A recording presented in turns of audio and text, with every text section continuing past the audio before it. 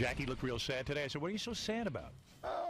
He goes, I don't like working on a show where people don't talk to me. He didn't say that. Yeah, he did. He's very upset. Then don't work on the show. Oh. Could come to that. That's right. Oh, man. Will you guys make up already? There's nothing to make up. What's his problem? I don't know. He's upset by you. He's upset. What's my problem? Okay. Stop being a baby. Get to work. That's what I said. What do you care? You're right. I'm serious, Jack. Why do you care? It's sad. Listen to Fred over there. It's sad. I like it is sad. You know what? Can I be really brutally honest? Yeah. All jokes aside, it is sort of sad because I know that Jackie's genuinely bummed about it. Yeah. And I feel bad for him. Because I would like you guys to make because up. he feels like he's caught in this thing that he doesn't know what he did and why is he being persecuted. Could you tell him what he did that you won't talk to him? I think she's a coward. She's afraid of the truth. She's afraid she's going to address it, and it's going to be something either I didn't do. I really don't spend any time thinking about it. I don't believe that. I don't either. Well, I'm telling you the truth. Why if you don't spend any time, well, hold on. If you don't spend any time thinking about it, why would you tell the ticket woman in L.A. you don't want to sit next to him on the plane? Right. Because I don't. But that takes some effort. I want to sit next to somebody I'm not going to talk to. But that takes effort. That means But if you're not seriously, he just said, "Would it be all right if I sit you next to Jackie Martling?" I said no. But why not sit? And, why not just try to work it out a little? What? What is the big deal? There's nothing to work out. Aren't we working? Yeah, we are. This is what we do. That's true. But come on, why should there be disharmony? But you There's no disharmony. But you see, it's having an effect on him. It's upsetting him. So as a compassionate person, maybe you'll talk to him I'm about not a compassionate person. You are too. I thought you were cured. Stop that. I thought you were cured. Well, I'm not a compassionate person. Why are you telling me It's I'm causing him not? pain. Am I right, Jackie? It's not pain. It's awkward. It's stupid. No, it's upsetting him. I can say he's genuinely upset, Howard. Oh, come on, Robin. Where are you having a problem? Of course it's awkward to be at work. I want to know what he's having a problem with. All right, go ahead, Jackie. What are you having a problem If I go in to get coffee, right, and she's in the room, it's awkward. She's not speaking to me. If you didn't know me, stop dancing around it. You're being a jerk. She's absolutely. If you work with 5 people and one of them's not talking to you, I don't care where it is. It's uncomfortable. Of course it's uncomfortable. Of course it's uncomfortable. I don't think it makes me abnormal here. Who cares? Well, I think well, the fact that you don't care is abnormal. A word of advice. I think if you want to get in and go to the Robin, I wouldn't throw labels like abnormal. Yeah, so somebody won't speak to me for 2 months and finally gets me upset where I say something. Well, you got to help build a bridge too. Well, you both have to work on it. I don't have to work on it. You will not? No. Wow, Robin, come on. You're causing the guy pain. You don't want to be like that. I was told not to speak to him because he was coming back and didn't want me to be too hard on him. So I'm trying not to be too hard on him. I didn't what? Huh? Oh, okay. Now we're getting to it. Now, where did that come from? I'm not being hard on him. Hold on. I'm not doing anything to him. I never said that. I don't know where that came from. What? I don't want Robin to be too hard on me. I've never spoken those words. To who? I don't know to who.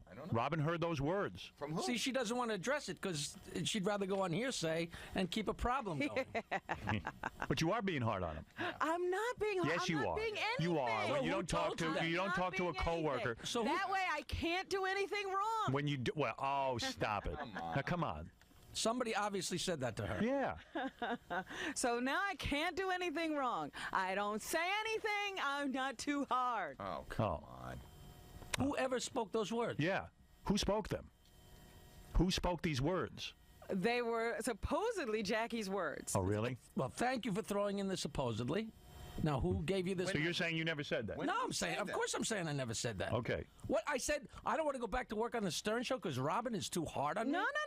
You never said that. You said, I'm coming back. Please tell Robin not to be too hard on me. I said, fine. I won't say anything at all. Yeah. We sit here and we all give each other a hard time all the time. Right. I have the most fun in the world. All right, so doing her Jackie, voice. are you willing to say that you don't want to give her a hard time?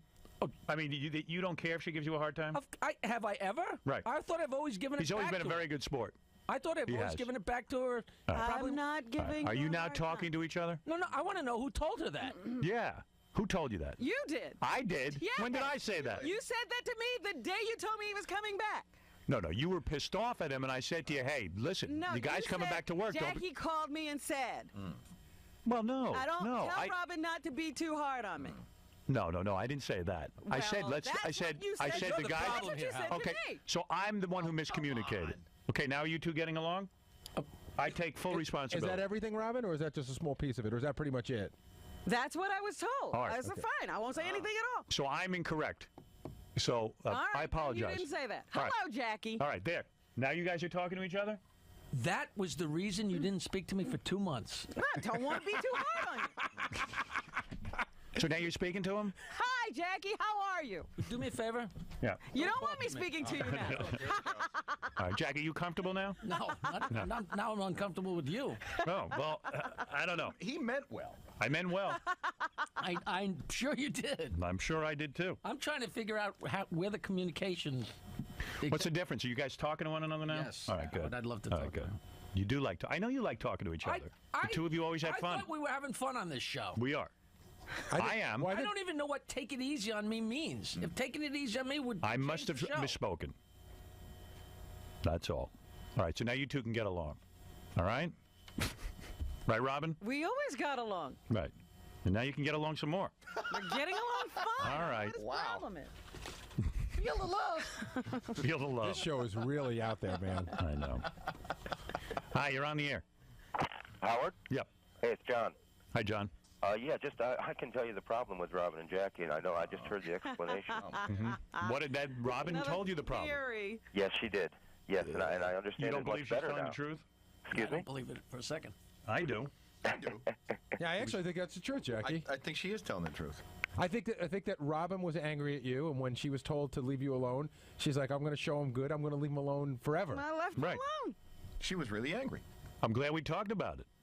So maybe it was smarter that she did what she did. I didn't mean leave him alone like, don't even talk to the guy. When people tell me to leave him alone, I don't know how far is too far. I leave him alone. I got to give Robin credit. She's got some will. I could have gone. I could have taken that a week Whatever. or two. Whatever. She could have gone on the whole to the end of the year. Yeah. End of the year. End of her life. How about rest of my life? You like torturing people. I'm not torturing anybody. How can you work with a guy and not talk to him? Easy. That's crazy. Easy. Really? That laugh is so evil. Fernando, you're on the air. Grow up, Jackie, will you? Grow up. What? She just left the show already, man. He should leave the show because Rob won't talk to him? Yeah, he's an idiot. Well, yeah, I mean, that's a reason to Such a leave. complainer. All right. Yeah, Paul, go ahead. Yeah, hey, I know exactly why Robin's mad, okay? Go ahead. It's just like in the movie when Howard wouldn't quit the radio station when Robin was fired. Robin sees Jackie's leaving the station as a professional betrayal, and she can't forgive that. That's not true, is that Robin? Well, that's why I was angry at him. Oh, okay. Oh, you do? Oh, so the guy's right. Yeah. Oh, sure. That's why I was angry when Jackie left. Sure. Right. But you can... But I didn't speak to him because I was told not to speak to him. All right. So now you're speaking to him, right? Yeah. Whatever. Okay. There you go, Howard. Whatever. What is a professional betrayal? Well, I mean, that's Robin's perception. I'm not saying it is, but that's her I'm perception. asking you what it is. Well, it's let's say when in Robin's eyes, when Howard wouldn't leave the show when she was forced out, he's betraying her in their profession. I mean, it's personal and it's professional. It's a combination of the two. All right. Does that answer your question? Absolutely. Okay. There you go. Carla, go ahead. Hello, Howard. Yes. Hi there. This is Carla in Detroit. I think that if you put Jackie and Robin in a room together over the weekend. Oh! Wait a minute. Put Please. Jackie in. Why do I have to be Wait a tortured? second. Let's hear this. Give Jackie a slave master's costume with. Oh, ribbon yeah, on. right. He'll be And then- dead. and then make sure Robin has the perfect wanked outfit, tight blouse and all. There'll I be an guarantee you uprising. They will be the best of buddies by the time they get back to work on Monday morning. You may not be able to keep Howard. them apart. What Yeah, are a lot you of saying? people think this is sexual Do you tension. think they're in love? I think it's some jungle fever going on there. Well, she is African American. That's right. That is my fantasy. There is something to this, Howard, because like. Oh, here we go with it. Why do you think there's something I'll tell you why. to this? Because if it were Robin and I, if Robin were ignoring me, it wouldn't bother either one of us. When we get That's along, right. but not on that level. Right. There's a different connection between her and Jackie. I don't know what it is, Sexual. Yeah, but there's something. They that do goes- manhandle one Wait a another. Yeah, minute, there's something wait that a goes on minute. between What them. is Baba Booey saying? He's saying that you two have something sexually going Like, on. Yeah. wait a minute. I didn't understand. You said if In other words, if you you and and I were ignoring each Right, other. you and I don't have there's a bond between you and Jackie. We don't have any bond. It's Jackie there. and There's I. something there. He grabs you, you giggle. You people If are I out of walked your up behind you and grabbed you, you'd punch me in the head. Oh. Jackie walks up behind you and you giggle, and there's something that goes on. That's why Jackie's bumming. He can't handle you. Yeah, right. those Groping Fred lately. It sucks. Howard, do you agree that there's something between Robin and Jackie Yes. that, No, that others of us maybe don't there's have? something between Jackie. Why don't you say that? Well, because you don't stop it, so it's got to be between both of you. Here we go. Here we go. You Don't do stop like it. when he gropes you. She Has does. has it stopped? I think you like the attention. I'm not saying that you dig him sexually, but I think you enjoy the Just attention. be quiet with your theories. She enjoys the flirtation. Well, like I Yeah. said, put those guys in a I room hate together all of for you. a couple days. This woman says you're in love with him. Good. All right. All right, enough of this. Yeah, why don't we play a game? Let's play a game. Yeah, this is getting old. Yeah, this never gets old. That's what I'm saying. But we can pick it up at any time. Robin, if I threw you on a couch and jumped on top of you, what would you do to me? It's not you. What do you mean? This would be bizarre behavior for you, Right. wouldn't it? It's a boring. Yes, it would be. It would be. But just because Jackie's a But dirty old Jackie, man, it's Jackie acceptable. does that to everyone. It's not a special thing. He does it a little bit more to you and a little bit better. I would say I only I did see that him to her. actually making out with Robin Radzinski. Really? Yes. I missed it. So did I. No, you didn't. You had your tongue in her mouth. Jackie's gotten a little bit better. He doesn't press women against the wall in the hallways like he used to. What is it, Rob? Yeah, can I speak with the star, please? Who's that? The star, you know. Every nigger is a star. Oh, here Oh, we go. no. One of my friends is on the phone. Oh, great. come Now, on, this guy's gonna Robin. You defend listen to. I listen to your cackle every day. You know You something? know what? I wish you would stop. Yeah, you don't have to listen. What's your problem? My problem You're is too you're two stupid to turn people. off your radio. You're two adult people. You have to deal with each No, other it's me and Jackie, not two adult people. Hardly adults. That's true. All right. You're two overgrown fifth graders that have That's to right. deal with each other every day, and I understand what Jackie's saying. It brings pressure to his life, to his job, and you know Please. something? Oh, Jackie should have some pressure. Robin, why don't you have to deal with each other every day? You know why what? don't I know I'm causing you pressure now. All right, listen. So is it all out in the open now? Yes. See, here's Okay. a weird thing. There was a misunderstanding. It's explained. On my part. It's explained. Yes. But I know now that Jackie doesn't comprehend it. Or doesn't What's the difference? He doesn't understand that. Jackie, why do you have to comprehend it? It's over. I don't think Jackie accepts it. Do you accept that? Yes, That he explanation- accepts it. He has to. Why? We got to Because go. Robin said it, Why and are that's you it. speaking for Jackie? Because he doesn't know how to speak for himself. Why doesn't You know Jackie what he- tell me I'm wrong? I'm trying to get this over with. All right, go ahead, Jackie. But everything is wonderful. Is it? Yeah. All right, good. All right, good. I'm sure the last 10 minutes displayed that Robin has absolutely no problems. I don't care whether anybody thinks I have problems or not. There you See, go. this is your problem. You care what people think. I don't. That is my problem. Yeah. I will admit that. All right, Go to the farm with that. I want to play Yeah, the game. that's why you're worried about somebody talking to you. Who cares? You care. Me and I probably don't. everyone else. I wouldn't care. If If people somebody at didn't work- want to speak to me, what would I No, care? you would. As long as it didn't affect my life. If How does people it at affect work my weren't life? talking to you, you wouldn't like it. How would it affect my life? Yeah, you would be disturbed by it. How would it affect my life if I could continue to All right. work, if that's what I do? Because, like look at NBC, how they treated you. Did you Yeah. like that, going into work? No, they talked to me. That was the problem. Well, no, come on. When they didn't treat you right, you got nauseous walking I'm not into work. treating Jackie anyway.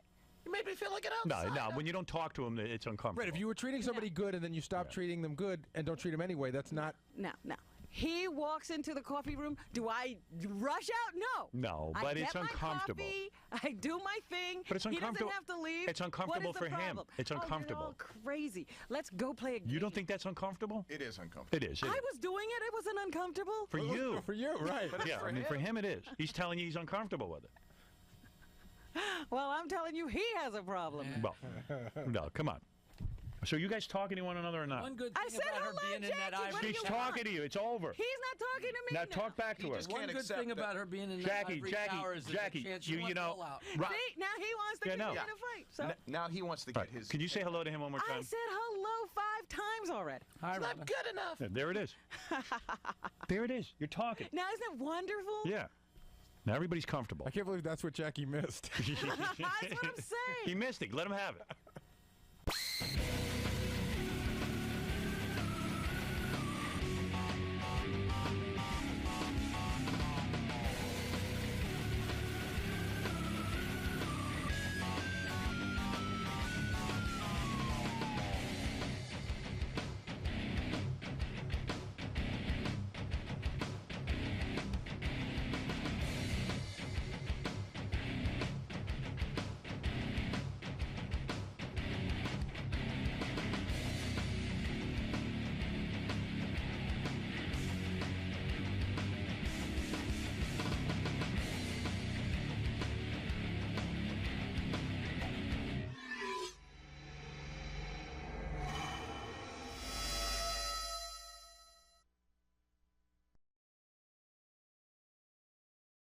All right, I mean, you're not as funny as you think. Shows like the Intie Awards cause controversy because the interns get to say how they really feel about people because the semester's up.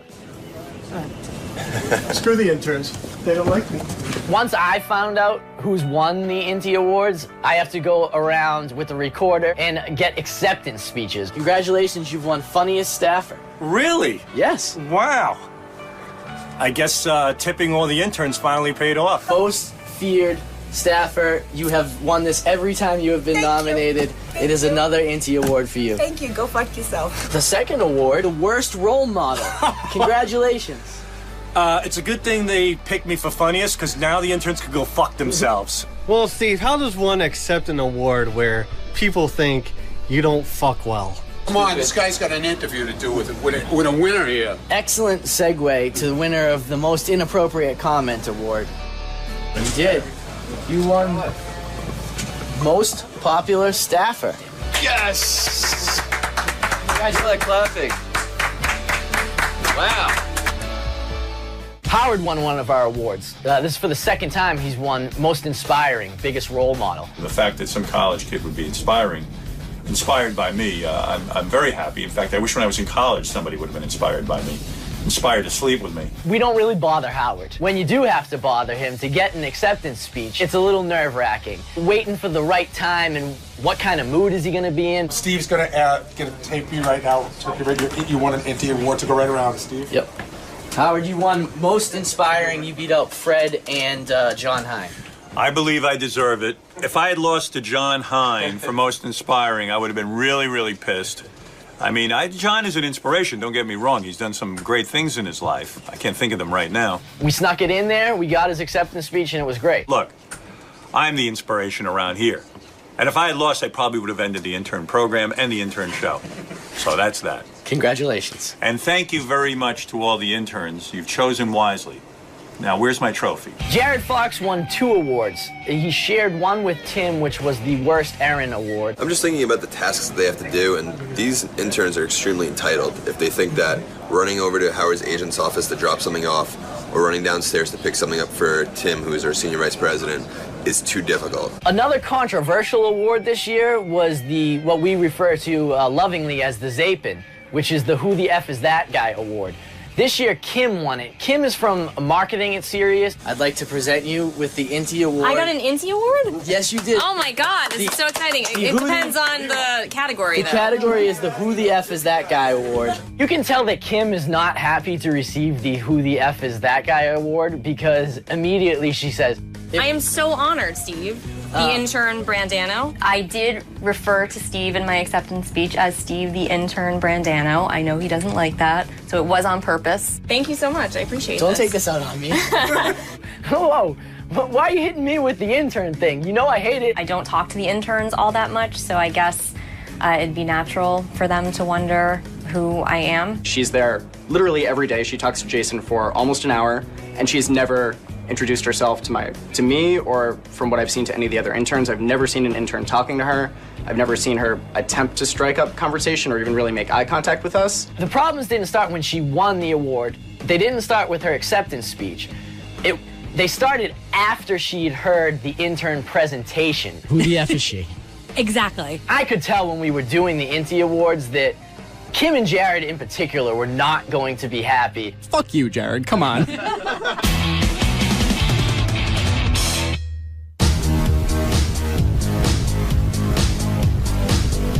Want a big giant, you want an exclusive inside my office? I want to show you where the action really happens. I've been here for 5.5 years, and I've seen Howard's office once. I've seen the inside of Howard's office maybe 2 times in the entire time I've been here. I was never actually invited into Howard's office. I've walked by it, I think, once right when we got to Sirius and poked my head in. When I'm done with the show and I say I'm working, I go in this chair, I curl up like this, and I put my feet up like this, and I pass out. But don't tell anybody. I should have put a bed in there, quite frankly. I should have put some sort of bed where I can put my feet up. I have to balance my feet on that wooden table, and then I curl up in the chair to the left, and you would think I have this like big space to fall asleep in. It's the most uncomfortable thing ever, and yet somehow I'm so drained after the show, I pass out for a few minutes. These 2 chairs are if we ever have a meeting. I have the world's smallest office. Fans probably think my office is this luxurious, beautiful space where I took up the majority of the space here that we were allotted. But the truth be told, when we were designing this place, I said, give me the smallest office possible. Because really, I knew that I don't really work out of an office. I just need a small space. And I'd rather Sal and Richard have a bigger space to create stuff, or Scott have a better studio, or our studio in here be bigger, which it is. It's pretty massive, so we have a staging area. If I start taking up space with my nonsense, well, for my ego, it's ridiculous. The whole decorating budget was something like, I don't know, it was a couple of grand. Beth went in and picked out a bunch of stuff, and that was my office. And I said to her one thing, I don't want a desk, I don't want an office, a typical office. Just make it like a comfortable living room. Like, can you make it so that we have a coffee table and some chairs? All the offices I ever had, and I use the word office loosely, but whatever radio station gave me some space, it was always like a desk, and I never sat at a desk, and I never operated that way. I'd rather sit in a comfortable chair. In today's society, with laptops and things, you don't need a big office. You don't need a big desk. My office is a sort of meaningless office. It's Spartan. I mean, I have a couple of pictures of my kids and Beth. This picture, Beth and myself, and that's it. And there's not any fancy furniture or anything, and that's probably the way it should be. I mean, who the hell's going to go spend a ton of money on an office? Pictures of Beth and some tchotchkes. This is my top secret thing that I have. Every office should have one. This is a little sound machine. Makes sleep noise. Hear that? Blocks out JD's laugh, because he laughs while he watches all this shit. JD goes, huh, huh, huh. Look at this. Fucking bullshit. I'm sorry he had to purchase a sound machine to drown out my cackling. I tell JD on a daily basis to shut up. And now that I have learned of this, I will try to keep my cackles to a to a minimum, or a low audible sound. I don't know. He doesn't, though, so it doesn't matter. I don't think I'm ever going to redecorate it. I mean, the idea of curling up in that chair in the fetal position when you're 6'5" is ridiculous. I look like Osama bin Laden trying to watch TV. And I don't think I'll ever fix it. I probably should, but I just haven't remedied it. Well, this wraps up the exclusive. There you have it.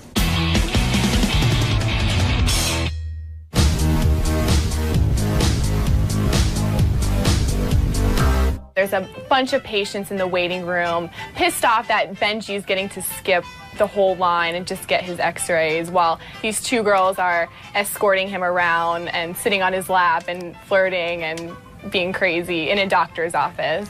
Are you on Twitter? Yeah. We'll become Twitter friends and Facebook friends. Sounds perfect. All right. We go to the x-ray room, and I meet another girl there. She's the x-ray technician. Should I go ahead and disrobe, or? No, you're good. Yes. Do they need it? Do they need it? I can disrobe with you. We can all disrobe. Aren't the x-rays going dangerous? Wild, like. If people don't take off, is that like? We will cover it with an apron. That's what I tell all the hot guys.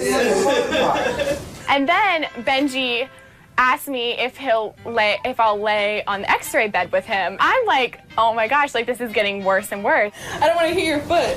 Oh, no, that's okay. You gotta move over, so you know. Oh, I'm sorry. Yeah, she's like, little, but. What is going on here?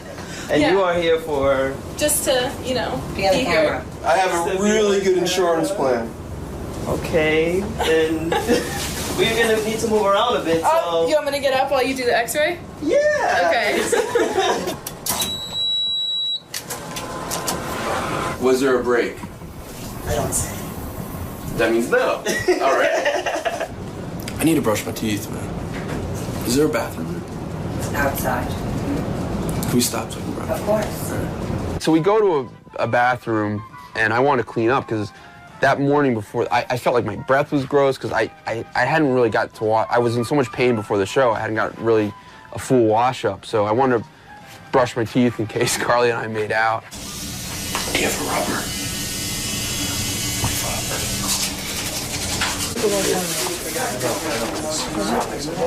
Please stop looking at those x-rays, Ben. You make me nervous. Secret? Okay. No, you're making me nervous the way you're, Stegosaurus. I'm back with the doctor, and he's going over the things with the ankle. There are 3 grades of ankle sprains. Okay. Grade 1, grade 2, grade 3, 3 Okay. being the worst. Yeah, I was reading that online a little. And you have a grade 3 ankle sprain. Ah, fuck. So, this is your primary ankle ligament, and this is completely torn. Oh, fuck. Notice all the blood in here and the blood down here.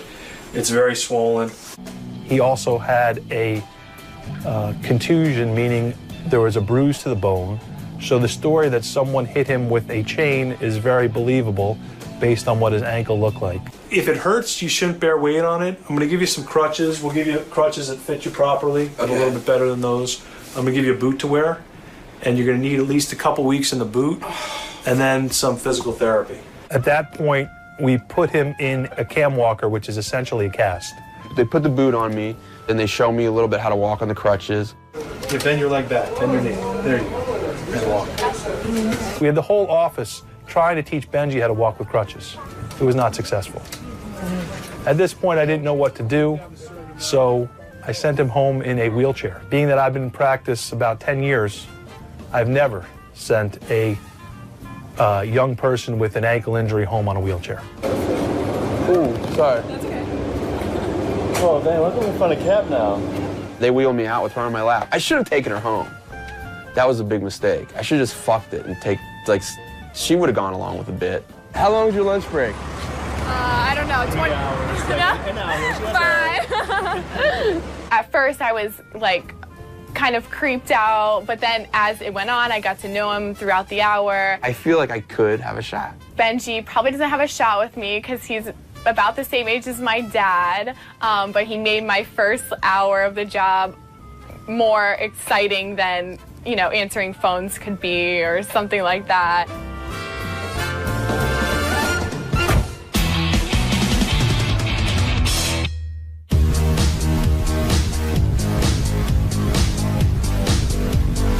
Welcome, everybody, to the 4th almost annual Inti Awards. Tim and Jared, as interns, we know you guys are the big cheese around these parts, and we get that.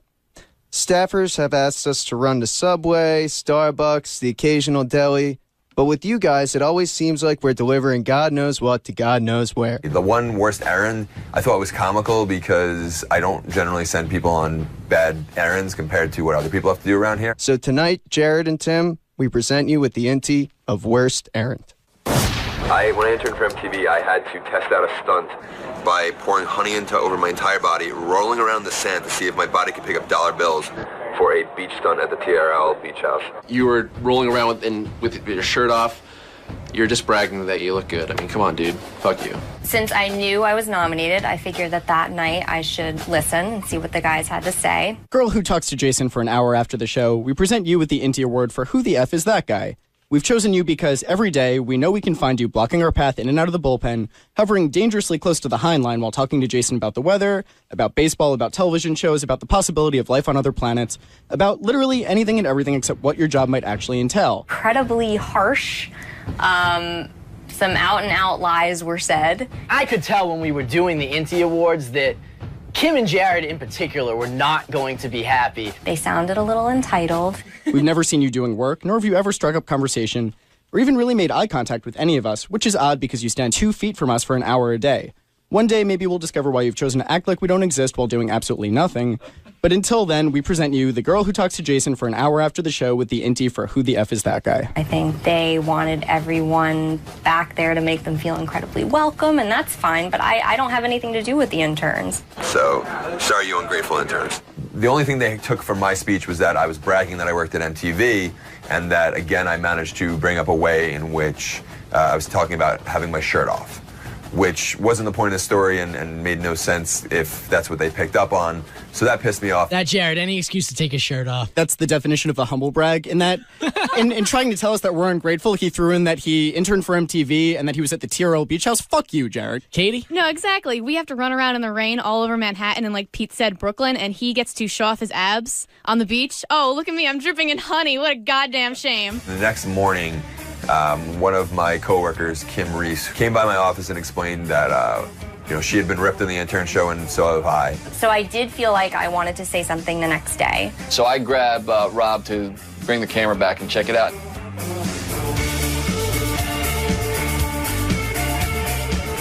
We don't see you doing anything. It's not that. It's not that you don't do anything. Okay. We don't see you doing anything. That's Right, which is okay. definitely what I said. Okay, I stand by that. She was really sharp and really, really angry. And every time I tried to just diffuse it, I was like, I apologize, but I stand by what I said. She came back with. Are you coming back next semester? No, just the first few days. Okay. I know, it's sad, right? See ya. But it was really nice meeting you. You For too. the first time after a year. I've just been sitting right there. Oh, yeah. Anyway, I'm going to come back here and hug I want camera hug. you. What? I wouldn't have afforded Because it seems like they need hugging and hand-holding. I want your life stories.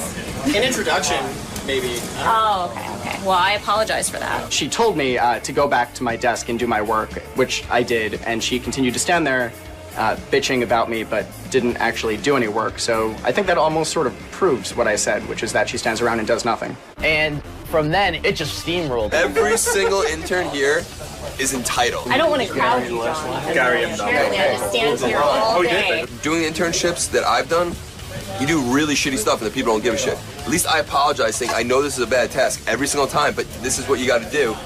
And if the interns feel that way, well, then they're just entitled, spoiled asses. I will say that neither you or Kim work with the interns all the time, and these are probably the least entitled interns as opposed to the most. And I'm just being honest. Did you say these are the least intelligent? Entitled. Oh, okay. They're both basically mad about people talking shit about them on the air. Kim yelling at Derek is great. Jared screaming at the interns. It's all good stuff. I'll just sit there and smile. What have I made you do? What have I made you do? Ryan, who I feel was the most entitled intern and always had an air of arrogance with him. I had a little tiff with him. On a hot August day, Jared Fox made me take Tim Sabian's suit to his personal apartment. In what way am I learning as an intern? Well, how's this educational? You should listen to it and not just take Jason and Kim's side. Am I not saying Yeah, what well, was it's in the there? wrong thing. I talked to Jason about sports all day. The stuff that they've said has been said by other people in the office, not just the intern. Here's the educational value. You're working in the entertainment industry, you're going to be doing some shitty stuff along the way. That's your educational value. You run a test for a senior vice president, you know, and you're going to sit here and bitch about that. And you bitched, literally, you walked in. This is the first time I've ever literally, bitched about you walked in with this air of, this is such bullshit you have to do. You had this entire air, and I even turned to Tim and I said, clearly we picked someone that's going to bitch about this. I do not. And another thing, fuck all you interns, I'm funny. Absolutely. I agree, And part of but the they know job- who everybody is part and of they the don't know job who is you are. developing relationships. Okay. If I didn't have good relationships with these guys, I wouldn't get half of the stuff done. Internships suck.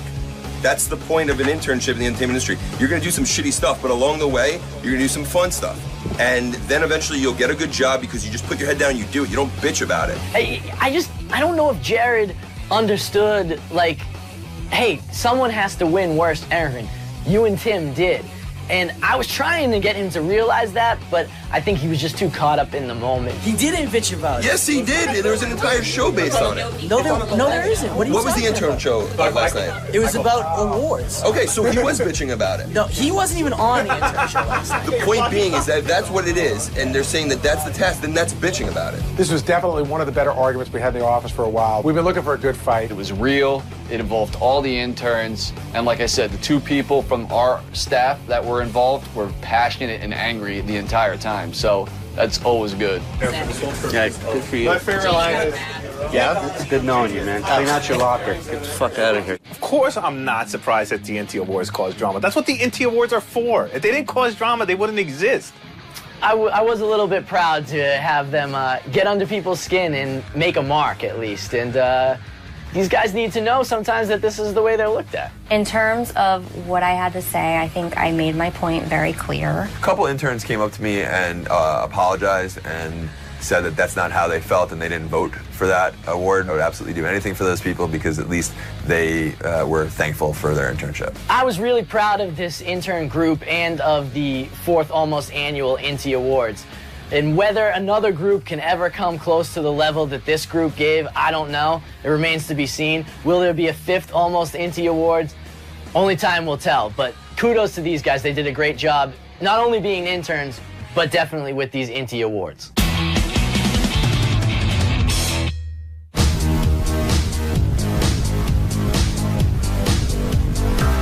So about a week later, after the show, I'm in the office, and Will says all of a sudden on the internet he sees that Wiener is doing another press conference and he's gonna resign. So I was like, I gotta go to this. I get Lisa G and the Howard TV camera guy, Rob, and we get a cab and we head to Sheepshead Bay. This is not a date. This is just Lisa and I are both here doing work. We're working. It's a long ride. It's about an hour ride out there. And I'm also like, is this even worth it? Are we even gonna get in? Are you nervous? Well, because last time was so fun, you know what I mean? It Right, was so the perfect. general. Yeah, so a little bit. And also it's like a nervous of like getting in. Whereas last time I didn't worry about that. If it worked, it worked. Right. There's huge lines already to get into this place. I was wondering, like, would I be recognized? And was someone gonna stop me? We might have to get physical at least to get in. All right? That's all you. Some people did recognize me, but once you got in, they just let you in. So I was able to get a seat. So we're just sitting there waiting for it to start, and I'm still nervous, like, are we gonna get recognized and get thrown out? It started circulating around. He will not, even though this is a press conference, he will not take any questions. He's just gonna give the speech and leave. Yeah! You go, boy. And he announced that he resigned after this was about 2.5, 3 minutes of speech. I'm actually shouting, no, no, no, you can't. Unfortunately, the distraction that I have created has made that impossible. So today I am announcing my resignation from Congress. Someone else did that pervert line, which I didn't do, but I've gotten blamed for. When all that murmuring and shouting starts from the crowd, and I already know he said he's not gonna take questions, I'm like, I gotta jump up and start doing it now. And he's already resigned, so I jump up and I do my first question. My neighbors can choose a new representative. Senator Weiner, the people must know! Why are you fully erect? The people demand to know! Why are you fully erect? Everyone starts screaming at me. It was like in a theater, it was like in a play when all the townspeople start yelling and everyone's like, stop it, stop it, stop it. But the people want to know! I want to know! Oh, sorry, I didn't know. I'm sorry. Hey, go. Hello. Sit down. I'm sorry. I'm being an ass at this point, and I was just being obnoxious. So I sit down, another, I don't know, minute or so of speech goes by, and then I jump up with, We all agree. Senator Weiner, fully aroused! Are you more than 7 inches?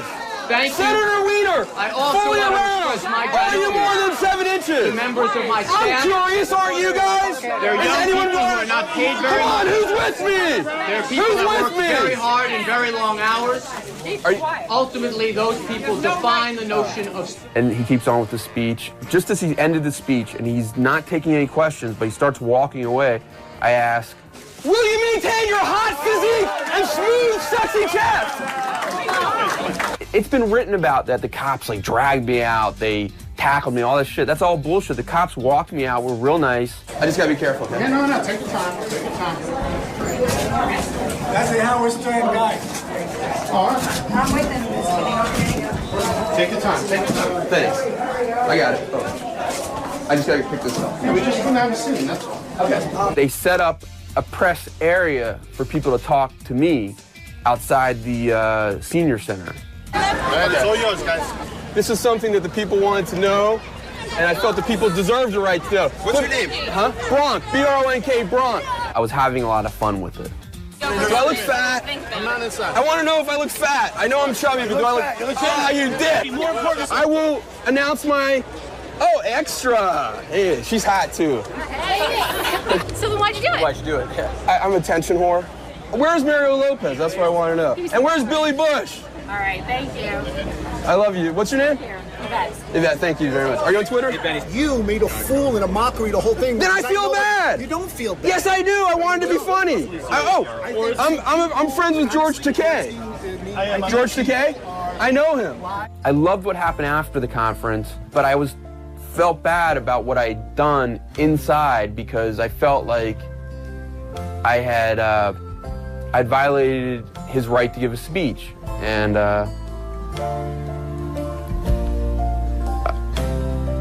I'm sorry.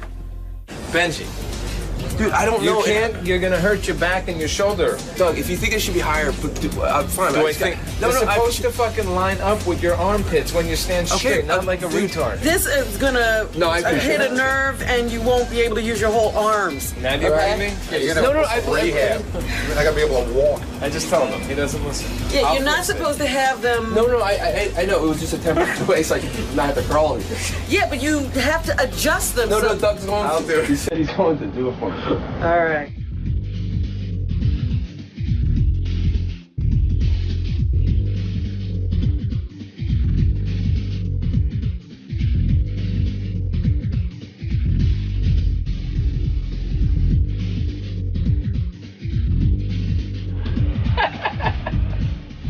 Did you catch that?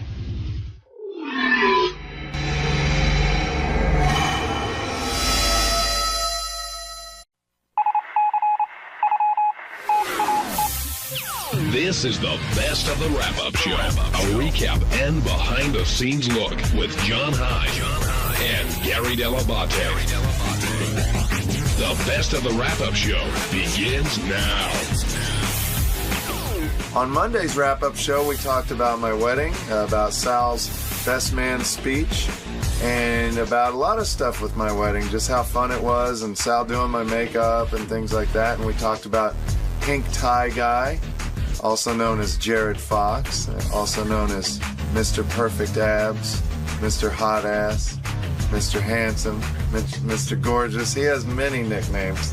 And that irked JD really good when all the single girls at my wedding were asking about Pink Tie Guy. So check it out.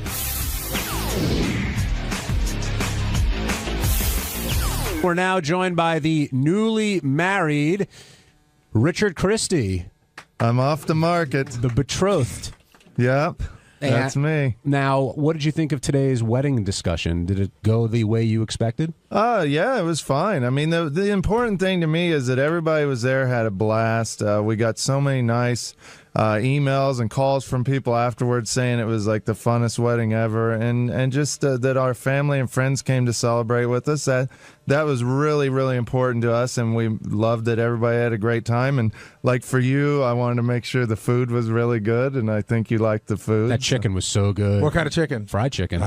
Hey, can I ask a question? Because somebody sent out a bunch of notes, and I got notes from like 5 different people, but one thing they all touched on, they said that where you had the wedding was like sort of a little bit of a walk down on the pier, and that on the way into the wedding there was a rave. Oh, it was nuts. And that if you walked through the rave, people started yelling, who's the guy in the suit? And I heard there almost fistfights. And we just happened to pick a day where it was a rave that involved everyone having free squirt guns, and like I got soaked. People just saw anybody that was dressed up and they'd squirt us with squirt guns, and we had no idea this was going to go on the same day. But once it was like going through a gauntlet, and once you got through that gauntlet, you were fine. But I heard some people almost got in fistfights. Yeah, it was pretty crazy. And we felt bad because we had no idea this was going to go on the same day. But that was the one bad thing about it. But yeah, it was at South Street Seaport at a restaurant called the Sequoia, and Kristen and I we've been going there since we started dating. So it's a beautiful place. Yeah, we love that area. And so what made you decide? So the Asian guy that Howard kept making fun of was the guy that owns the restaurant or runs the restaurant? No, he owns a restaurant in Queens, in Long Island City, where we live. And so you just go there a lot and you see him a lot, and that's how you chose him? Yeah, and we got engaged at his restaurant. And Mr. She is his name. He's Reverend She now. I've thought for weeks, like Richard's been talking about, I thought he was hiring, I thought it was a she-male, and that was like his character name was the Mr. She. At first, it's S-H-I. At first, I wasn't sure if he was putting on an act because this wasn't your typical wedding. It was a lot of fun, and you guys really had a good time with it, and everybody who came, I think, also had a good time. But it seemed, it was joking, even though it was a solemn thing. There was joking all throughout, and you really took a lighthearted approach to the wedding. Yeah, and that's what we wanted. We wanted it to be fun, and my wife and I are not religious people, and we didn't want it to be a religious thing. And Mr. Shee is very close to us. He babysat Ernie, our beta, whenever we'd go on vacation. There you go. And he's just like a really great friend. And we knew he's a very funny guy and very jovial. And whenever, he's one of those guys that owns a restaurant that everybody knows that he's the owner because he goes around and hangs out with everybody. And we just love him, and we knew he would do a great job. I thought everybody also was relatively well behaved considering how these things have gone otherwise. And I think it's because you two were the guys, and you couldn't really go crazy because it was your wedding, and Sal, you were the best man, and you were sort of organizing stuff and keeping it all together. And I think Ronnie wanted to scare us. He kept saying, "Oh, wait till you hear my speech," and he was building it all up, and then he ended up being Ronald that night, and he was very well behaved. Now, speaking of speeches, Sal, you took a couple hits for a couple comments that you made. Fair, or did the people who you hit sort of know you were going to make those comments about them? What, Jason Kaplan's weight? Well, besides Jason. Yeah, that's the only person I hit. But you said something. I heard you use some foul language a bunch when you got to make a speech. When the maid of honor gave you the mic, you said, I said, what a nice piece of ass. Right, do you think that's appropriate for a stranger? I think it's a compliment. I think it's something that I think she was pleased by it. I could have said, what an ugly cow. I didn't say that. I said something very nice. How about you don't say anything? How about I give my speech the way I want to give it? It's my fucking speech. What a beautiful lady. And let me tell you. I like that he says it's a compliment, but if you say it to somebody at work, you're going to get in big trouble. It's an HR violation. We're not at work. When at a wedding, give a good wedding speech. You know what? It was just a spontaneous thing. I didn't have that particularly planned, but I was hanging out with her in the back. We were drinking. We were talking about Philadelphia and how much we loved it. And then she gave a speech, and I just got a good look at her, and it just hit me. And boom, what a hot piece of ass. Now, when you do something like that, you go back to your table, does your wife go, why do you have to do that, or you're a jerk? In this case, she disappeared for about 45 minutes. Sorry about that. And I didn't know where. I thought she really left, and I said to myself, did I really cross the line this time? And I don't think I did, because everybody was coming up to me saying it was a great speech. It was. And thank you. And I was running around looking for her, and I finally found her out on the deck. But I go, where the fuck were you? Are you pissed off? She goes, no. She goes, I'm just having fun, just like you are. Right, having fun by not being with you. Exactly. What did you think was unfortunately? What did you think would be questionable there, other than the hot piece of ass line, maybe? And I did run the speech by my wife, and she's like, you know what? It's a little crude in areas. I go, but it's not. I go, I'm not doing anything really over the top. I think it's appropriate. It addresses all of Richard's quirkiness and the fact that I love him and what a great guy he is. What about referring to Richard's mother as the lady with the golden vagina? At that point, well, that was taken out of context. Well, she is a redhead, so how so? Yeah. What's the good context of that? I'll tell you. We were in the back. The Christies showed up, and like Richard said, I've been with the Christies before. We get along fine, and you have to know your comfort zones with people. You have to know what the lines are. And we were drinking. We were having a lot of fun, and I was saying to her, you're the woman with the golden vagina, and it just spontaneously turned into a funny conversation, and I read her well. She was laughing. Mr. Christie, Thomas, was dying laughing, and Richard was in the room as well. Richard did say at one point, Mom, you don't have to put up with that. And I said, well, if I'm crossing the line, I'm sorry. She's like, no, what you're saying is fine. But, I didn't think it was that bad. It was a compliment to her vagina and to Richard Christie that she created him, and that's an amazing thing. I don't want to get too deep into your psychological... It was a compliment to her vagina? That's what you're saying? Well, I didn't say smelly vagina, fat vagina. I could say that about other women. I said she has a golden vagina. She made the great Richard Christie. The whole Christie clan is golden to me. I don't want to get too deep into your mind. And I had a few in me, and I was being loose and fun. What do you want me to be, a dud? Do you want me some shitbag who sits in the corner, just stirs his coffee all night, that nobody gives a fuck about, like Scott Salem? You just stare at him, and you want to blow your brains out? You're having a little fun. That's all. Nobody got hurt. There were a couple of chuckles passed, a couple of beers that were drank, and everything was fine. Take it easy. Were you offended at all that he said that about your parents? Nah. It was fine. They knew it. My parents are cool. They raised me on movies like Party Animal and Revenge of the Nerds, and they got a great sense of humor. So and that's actually her nickname in Kansas is Golden Vagina. I wouldn't have said it to Richard's fiance's parents because I don't know them that well. But I was just. But you said something earlier. I don't want to probe too deep into your mind, but you said you know where the lines are, right? To probe. But why do you always seem to feel that you have to push the line? I didn't push the line. Well, sure you did. You said I knew where the line was, and then I pushed it a little. I walked the tightrope. Right, but why do you feel the need to walk the tightrope? Do you ever feel? I don't. You do, though. I do now because of you guys. You guys have implemented this paranoia into my fucking skull that every time I open my mouth. We're the first person. We're the first people who ever told you you're inappropriate in a public setting. The first people that I listened to. Your wife's never told you that. Yeah, of course she has. Yeah, but I want to go back. I was convinced that my wife is just, she's just an uptight woman who doesn't get it. But now you guys are saying it. So I walked the tightrope and I put my arm around Mrs. Christie and we were having some laughs and I complimented Richard. Chris in L.A., welcome to the wrap-up show. Hey, I was just asking if Richard, now that he's married, if all the gay stuff between him and Sal is going to stop or if it's going to continue. No, I think there was plenty of gay stuff at the wedding between me and Sal. What? We were just messing around. I think we kissed each other and stuff. No, we didn't. When we were posing for pictures and stuff, we were being a little goofy. How did we do? Howard wasn't as interested in this as I was, but I couldn't. What on earth was he doing? He was doing your makeup. What were you doing? What were you putting on your face? I have the opposite of what Sal has. Like, Sal has the raccoon eyes. I have real white eyes in photographs. So Sal he was a great best man, and he got me some makeup to cover up the white around my eyes. Well, in all honesty, a while ago when we did one of those B movies, a lady suggested with Richard, with his pictures, that she put some cover-up on him. So I took the cover-up from the lady, and I said, look, on your wedding day, if you want, so you don't have those white eyes in your pictures, I'd be happy to do it. And that's how it happened. That might be the gayest act you guys ever did. But you know what? it looked great, and Richard came out great in the pictures. And she said, and a lot of people say that apparently a lot of men do put on makeup for wedding pictures. I've never personally heard of that. Yeah, with that new law in New York, of course they do. The funniest part for me was watching that, I realized that Richard wears a wife-beater T-shirt.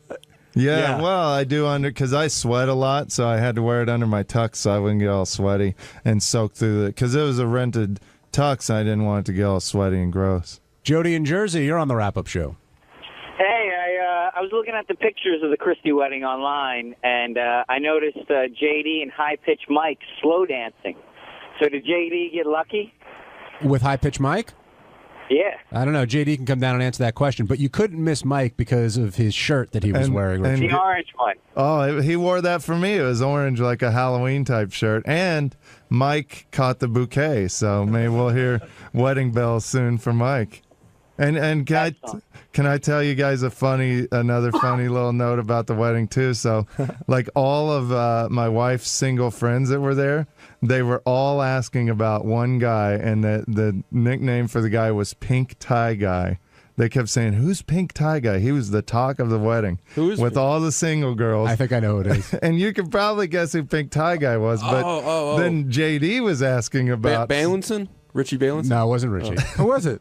It was Jared Fox, of course. And JD heard this, and he texted my wife. He says, "I hate all your friends now," because JD wanted to know who, like, a lot of her friends were. You were upset by Pink Tie Guy, we hear? Huh? Well, when, we're sitting there, in the office, and all of a sudden Richard comes around and goes, "Hey," to Jared, "Hey, were you wearing a pink tie?"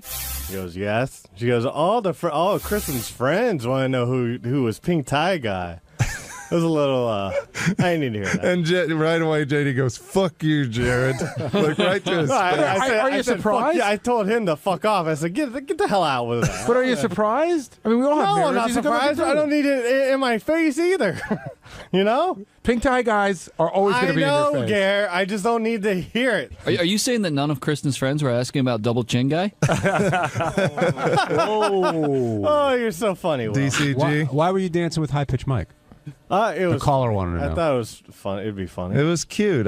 We looked over and we were dancing next to him. It was sweet. He thought Mike was a cheese doodle. He was going to eat him.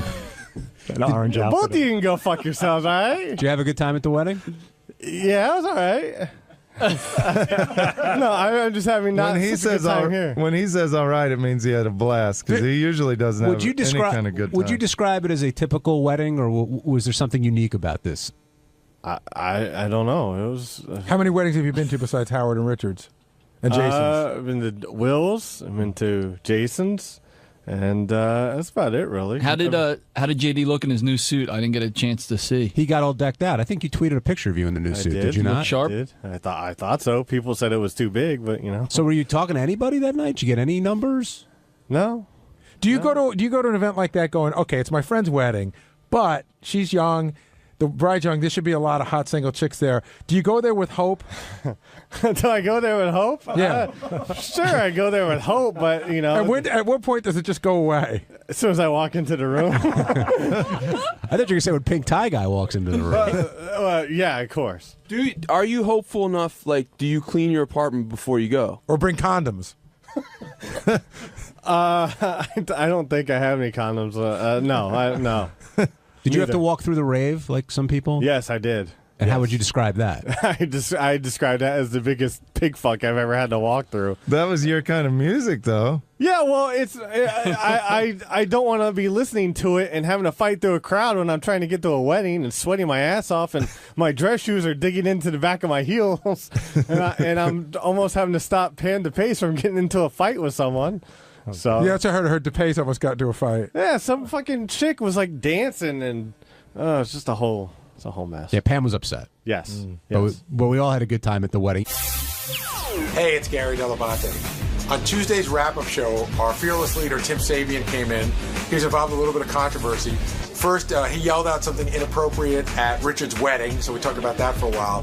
But then the big thing was he had played a practical joke on Ross, who works with us, took a picture of his bald spot without Ross knowing about it, posted it to everybody on the web so that we could all see it. And Ross and Tim sort of confronted each other for the first time on the wrap-up show, and it was pretty real, a lot of fireworks. Here's what happened.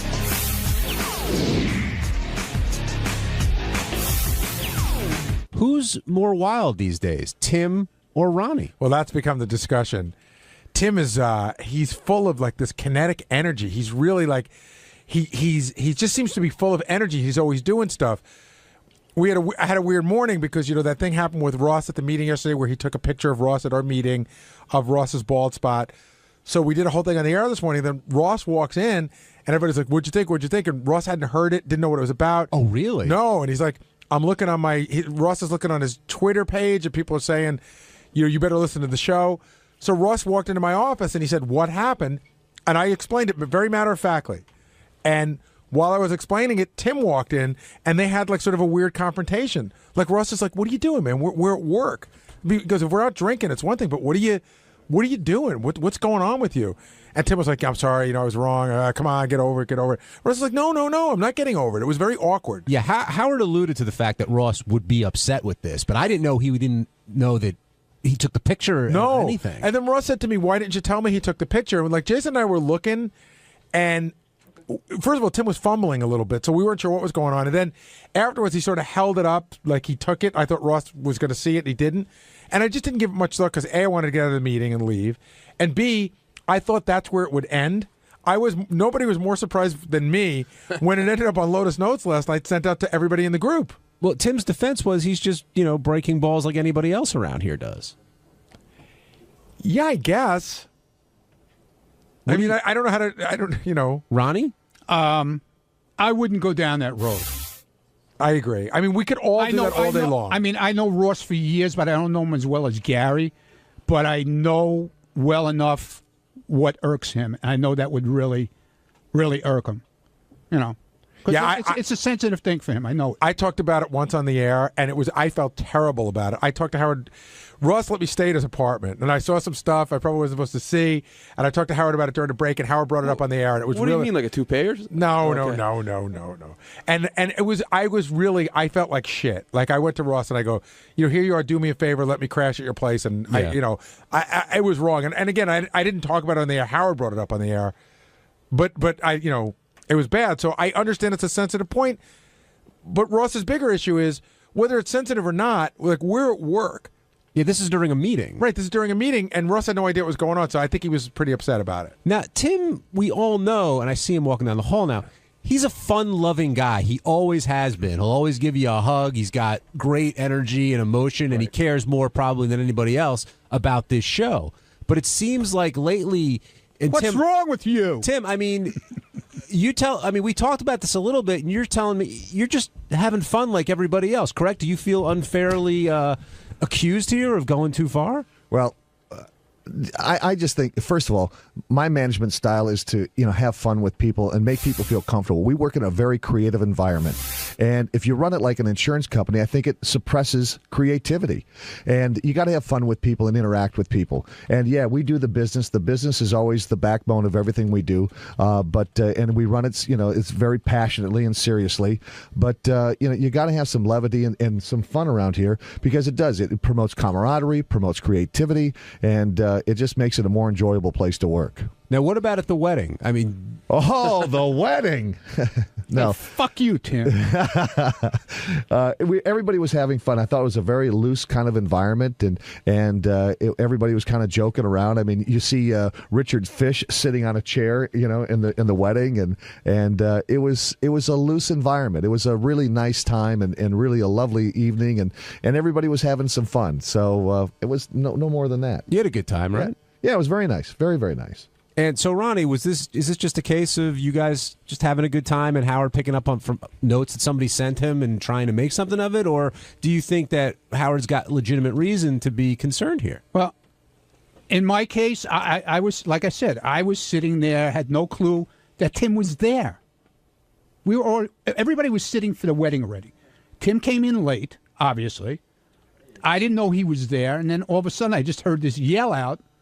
And I heard the voice. I knew it was him, so I knew he was there. And I just said, "Shut up, asshole." I didn't do it to interrupt the wedding because the wedding hadn't started yet. Well, I think Howard's point was that's not the appropriate place to do that, period, regardless of when it starts or anything like that. Understood. But it's Richard's wedding. I mean, everybody was having a good time. Everybody was joking around. We were joking around about the fish. We were laughing about that. We were looking at this one, laughing at that one. I mean, I didn't mean any harm by it. I don't think Tim did either, but, Well, in defense of you guys, it definitely was not your typical wedding environment. Right. I mean, there was a lot of stuff flying around like that. Yeah, I'll give you that. I mean, Richard coming with a suitcase of beer, getting makeup put on. I mean, that's a normal wedding. Hey, when I saw the goldfish on the chair, all bets were off. Yeah, that's what we were joking about that. The thing was sitting behind me with some guy, some friend of his, brought the thing in a bowl. I've never seen a betta fish with a tux. And it's sitting there, Now, Gary, is Howard concerned about Tim? I think a little bit. You seem full of energy lately. Because I've had a lot of rest, and I'm finally starting to get to a place of happiness and enjoying life again. And, I have a great enthusiasm for my job, a great enthusiasm for what I do, and for the people that I work with. And I love it. I absolutely love it. Now, do you feel bad about taking that picture of Ross and sending it out? Yes, I do, because Ross is a very dear friend of mine. Now you're full of shit. No, come on. No, Ross. No, Ross and I are very dear friends. Insurance? What's that? You make no sense. What are you talking about? You want to make people feel comfortable? Exactly. How does that make people feel comfortable? We're in a meeting. I said this to Gary earlier. If we're in a bar, we're all drinking, and I'm in on the joke, funny. All right, but I'm sorry, Ross. Meeting. Ross, I officially, in front of the world to see, I officially apologize to you. But I don't think you'll change. Maybe this will be the intervention you need. I love you, but you've gone off the track recently, and I don't know how to get you back. I'm being honest. I'm giving you tough love. No. Yes, Ross, I'm serious. Really? Ross, really? Do you want to go there? No, Don't go there, Ross. But you went there already. Ross, don't go there. But you went there. Don't go there. Don't do it again, Tim. Easy. I apologize to you, okay? Okay. Go where? I won't go there. I won't go there. I don't know where we're going, but exactly. This came. We found out just now, Ross. Gary said this came as a total surprise to you this morning. What, did people email you and tweet you and say, "Hey, you better listen because something's going on the show"? I don't know, 7 something, and I'd just go to my Twitter feed and it's just like mentions and it says there's all these different comments, and I'm like, what the hell going on? And then I think someone tweeted out from the Stern Show saying that with Tim and Howard was giving him some crap and Zapin in the photo, so I didn't know. But you didn't know what the photo was? No idea. And then I figured I'd listen to the replay when I came in, but as soon as I walked in, Doug's shaking his head. I go, what happened? Well, Doug comes to me and he goes, I better warn you. Hey, it was funny. It was funny. What's funny about it? It was funny. It's funny when you're in on the joke. It's funny. Sorry, Ross. I'm sorry. I apologize to you in front of the world. Tim, I love you. But you're love saying you too. You're apologizing for something and you feel bad, but then you're saying it's funny. And I'm telling you, it's not funny. Okay, it wasn't but you funny. keep going back there. It wasn't funny. It's over with. All right? Let's move on. I hope you can move on. I did. And not do it again. I did. I moved on. Well, it wouldn't be funny if he did it again. Gary, how tough is it to sort of... Well, maybe it would.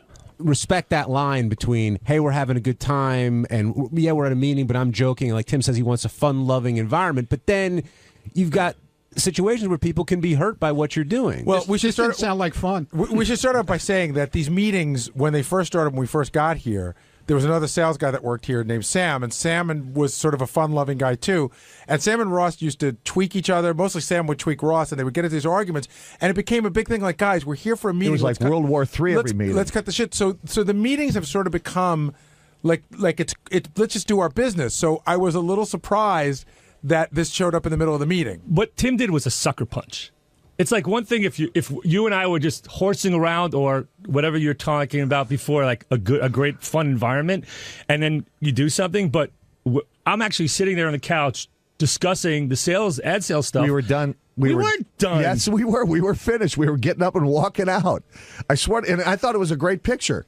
You're nice and tan.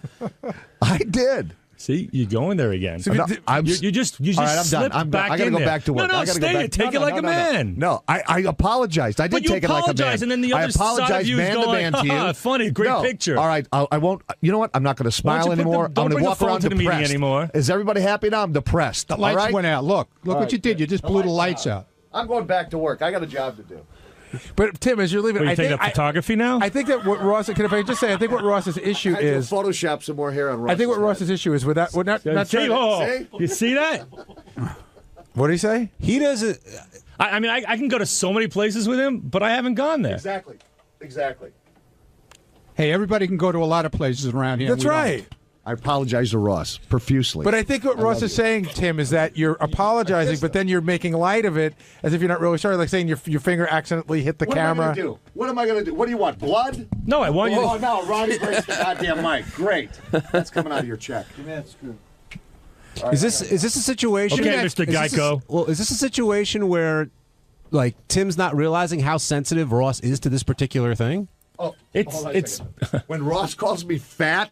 I'm not sensitive about that? Yeah, you missed that in the office when they were talking. Yeah. He goes, how about if I take some pictures of you in your fat suit? Yeah, exactly. But I did it to your face. I don't say that. I'm not on the air. I did it to your face. No, you do it all the time. I'm fat. I just roll it, let it roll off, right, whatever. I do it all the time. 25 pounds, I'm fat. Okay. Tony in Ohio, you're on the wrap-up show. Yeah, fuck Ross. He's a hypocrite. Why? Well, a few weeks ago or a month ago or whatever, he said something shitty about somebody. He laughed it off like it was no big fucking deal. But he can't take it. Fuck that guy. He's a hypocrite.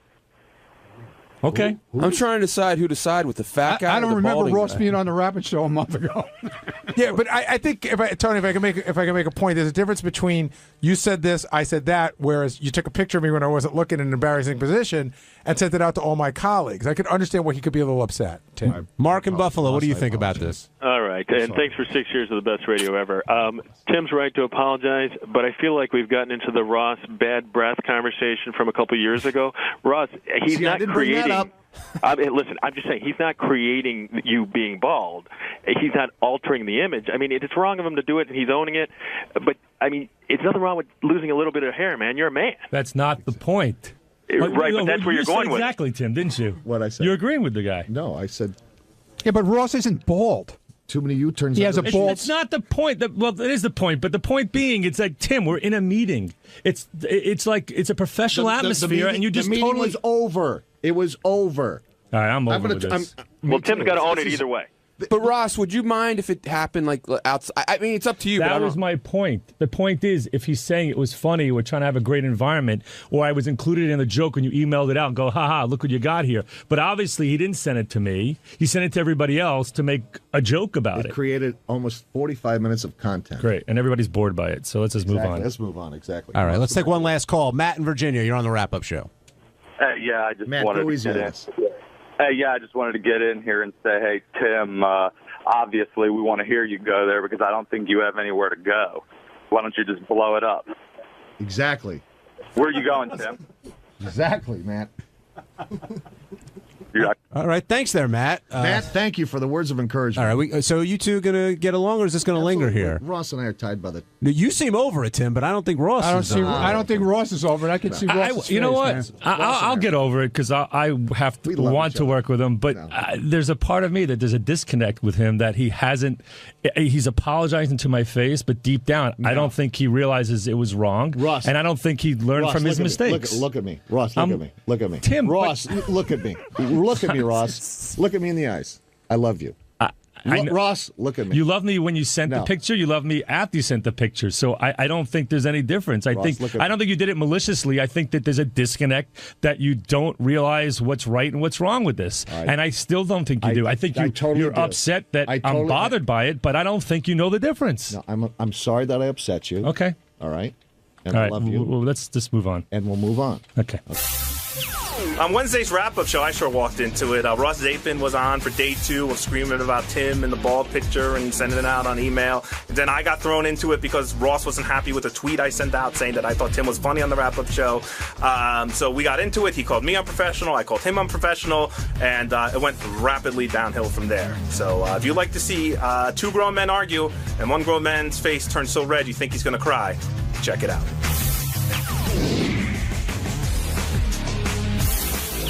I asked you to come down because you're angrier today than you were yesterday. Yes. Why? I mean, when we left here yesterday, you guys sort of had it out. It seemed like you kind of made up. And now Gary's saying you're more pissed off at Tim and you're pissed off at Jason. So we'll deal with the Tim situation first. I mean, I was, you know what? It is a sensitive subject, and I would let it roll off my back. But the more and more he talks about this and we talk about it, he doesn't, it's like backhanded, I'm sorry. And then hearing today when he was in Gary's office and he goes, wah. You know what? At this point, if he really truly knew it bothered me and he wanted to move on, he would just said, I'm sorry, and that's it. And he's still making a joke of it. So I heard your point, like, does he know he's busting my balls? It's beyond that. And the other point that was brought up is that I'm in your circle or I circle your circle, but I'm not in that circle. And for him to, in terms of the jokes that go on, and for him to send out that email with the subject matter is bullshit and doesn't even include me in it. So and I don't dish it out. I don't go on Twitter and that's the thing I wanted to bring up. Ross is like, everyone's saying, well, Ross dishes it out. And he's saying, well, how do I? How do I dish it out? Am I in your little Lotus Notes crew when something happens and I send a picture or I'm busting someone's balls or I don't write an email correctly or, I mean, I hear all the little shit that goes on, but I'm not a part of that world. So, Tim, you are. So that was where I was sucker punched. And for him to keep saying, I'm sorry, and there comes Jason, I'm glad, because he's next. I woke up this morning, I was, and then I'm getting all these messages from the Stern haters or the Zapin haters, and it's like, I don't need that. Well, what do the hating messages say? Yeah, what are the Zapin haters saying? The Zapin haters are saying, how do they shut get to up. you? On Twitter. On Twitter. Zapin Fan Network. Okay. Go ahead. Yeah. They're talking about my wife's roles that they might have, enough of that, and, shut up and deal with it. But Tim said, and he said it here, he's like, you call me fat all the time. You think I like that? In fact, I was walking to work today, and I said to myself, when do I do that? I mean, yes, I took a shot at him in the office. I protect that guy. He's been through a bunch of stuff, and I've been there for him. And I've seen his weight fluctuate. I see people give him shit, and I'm around people go, oh, what I'm with Tim. I go, oh, he's working on it. And everybody gives him a shot about his green drinks and everything else. I think I've been a true friend to the guy. All right, well, Tim's not down here to defend himself and his fat, but Jason is. So you should start on Jason and why you're upset with him. Yeah, I don't need this to be an on-air situation, but I will. I thought, it's one thing if you're in charge of the Howard Twitter feed and whatever happens on the show, that's your responsibility. Yes. But when you went to your personal Twitter feed and wrote what you wrote yesterday, why? Well, tell him what did he write? Because it was ball busting. I fucking love ball busting. Had nothing to do with you personally. So do you want me to start ball busting you? Yes, go crazy with the ball. I don't want to. You know what? I said this to Gary earlier. I care about the little people. I don't mean the little people, but I know where I came from, and I was really a friend of yours and a friend of Will's, and I bust his balls about the Philadelphia Phillies. But when Yankee Stadium opened, I took you along for a tour. I've always helped you out with tickets. I set you up that wanted tour. some dressing advice, so you came to me and said, "Hey, look, I don't want to look like You're schlump making this anymore. shit up. Hold on a second. Wait. What am I making up? You're making it. First of all, I set up that tour. Greg Bonini, he wrote to both of us, and you Okay, didn't want to you're do right. it. All right, so fuck Wait, off. hold on a second. Second of all, first of all, let's explain what the tweet was. Yesterday, I'm listening to the wrap-up show in the back office, and Tim's leaving. And Power played the clip this morning, and as Tim was walking out, he shouts out that he's going to go Photoshop hair on Ross's picture. Right. Now, to me, that was just such a fucking classic moment. Like, here you are, two guys, they're arguing with each other. Tim's way off mic, and he just shouts that out, and I busted out laughing. And I've been putting ball busting notes up on Twitter all week. So I go, ball busted Tim Sabian. I put the quote up. I go, my new hero. That had nothing to do with Ross. What do you mean it has nothing to do with me? But it was just a joke with the ball busting. Let's go back. I put notes up about the wrap-up show almost every day on my personal let's go feed. back. But I cared about you as a friend. What fashion advice did you get I've from helped Ross? you out. Clearly great fashion advice. No, clearly you just put on too many pounds so you can't fit into anything else. Oh, Baldy, come on. So I'm done. I'm going to be your coworker. We have to coexist. Fine, Ross, in this. stop being my friend. See, this is what I'm talking about. Tim was wrong. But look how sensitive Ross is. I sent out a fucking tweet about the wrap-up show yesterday, and now this is a statement on our friendship, and he's not going to be my friend anymore, and he used to treat me good, but he won't treat me good. You are the most sensitive motherfucker on the planet. Okay, so goodbye. It's a fact. You're right. Right, you're out of my life. But right, is that what you want? But we're not ignoring friends? the fact that what I said was I thought you were wrong. Okay, and I disagree with you. Okay. You're entitled to that. Thank you. As so are you. Now, does this mean our friendship is over? I don't think there is a friendship. Okay. Well, I'm sorry you see it that way. You don't see it that way. No. You think everything is fine. You don't think the way you conduct yourself in the office that you think that you're a Gary Jr. What? You don't think that... How about the way you conduct yourself in the office? How many times do I see you yelling at people, screaming at people, getting in fights with other salespeople in our meetings, getting in fights with Gary, slamming the door shut, going on Twitter, Howard won't let me in the bathroom. How fucking professional is that? First of all, I didn't go on You want to Twitter. talk about your conduct? Hold on a Yeah, second. right. You went to Howard's house and complained about it. First off, I didn't go on Twitter about it. Second off, Why do you when even have can Twitter? I finish? You made a statement. I'm going to finish it. So when I raise my voice in a meeting with a salesperson, it's to discuss something. It's not yelling at them. It's about talking about what? No, it's not. I've seen you get in fights Do you know with what I do? the sales guy, Hold on. Sam. Do you know what I do? Do you know what I do? Yeah. Yeah? Well, then I know what you do. I know you produce the show. I know you work on the show. You work on the bits. I know everything you do, and you do a good job of it. Thank you. So I asked you, do you know what I do? Yes. What do I do? You're the promotions guy. You're the. But what do I do? That's my title. What do I do? What do you do? Yes. You're the Well, you're saying that I do producing. I'm saying you do promotions. I mean, that's what you said. You produce stuff and you take pictures. So my point is, what I'm saying to you is, you just accused me of yelling and screaming and doing things when I said to you, you're a Gary Jr. So Okay, so we're explained to both you making accusations. why I act a certain way, and I don't yell and scream. Yes, you do. And I don't see anyone else here yelling and screaming like you do. So if you're gonna call my professionalism into question, I will call yours. Is Gary Jr. an insult or a compliment? Yeah, I was going to ask, what's a Gary Jr.? Yeah, and I'll take Gary Jr., by the way. I don't know why people say, you want to be Gary. Of course I want to be Gary. Okay, Gary's a successful radio producer for 25 years on the greatest radio show ever. Gary's been doing this for 25 years? Maybe longer. 28. I've been doing it for 10. Okay. So when you get another 18 years under How many your years belt, have you worked in radio? I'm not talking about me. I'm talking about what I observed about you. Okay. So you observe that I try and emulate my boss's I feel behavior. that sometimes you flex a little more than you should for some of the power you have, and I don't think you've earned it yet. And I think that you flex. My and I think you flex way more than you should. You hold things over people's head all the time. You get into business that you shouldn't be in, you don't and that know you act like the whole world should Jason, just fall. Oh, you gonna let me finish my statement? Yes. Yeah. I don't know what power you think I have or don't have. What power I have is up to Gary and Tim Saban. I didn't Tim say Saban. the power you had. I it. said the way you conduct yourself. And the way you conduct yourself, I think, is very childish. If you understood and what unprofessional. I did, I understand what you do. understand. No, you don't. Dude, I don't asked care if you were the president of the United States. When you start calling people fat and ugly in meetings like you do to Sam Ben Ruby, you start screaming at Gary. There's doors being slammed. Oh, Gary, you're killing me. You're killing me. How many times does Gary have to tell you no to something before you'll get the fucking picture to stay out of his fucking office? So now we're going to the way I asked to do things, and if I hear no, yes, you're very unprofessional. No, You can fight for your cause. You go in there, you slam door, you're screaming on the top of your lungs. I mean, you want to talk professionalism? Let's talk professionalism. I don't think you're very I'd professional. have a little more respect for this conversation if you knew what I did and knew what went on. Okay, so why I'll tell you the question was asked. If you're there for every step of the way and understand what the pressures or what the desires and what the needs are of why I'm bringing that subject matter to Gary, yes, I would have more respect for you to talk to me and say why I slammed it or why I didn't want to hear no. And if you knew everything I did and the pressures and the responsibilities that we have on the Stern angle of it, and then when you come in there like a mental patient and goes, "Oh, we need to mix in secret words. Hold on we a need second. to mix in secret words into the show for advertisers," and it's just like Gary says no to it. I don't know, every day for 4 years. I mean, when are you going to give So it now up? you're going way off the reservation. Now you're going to what reservation?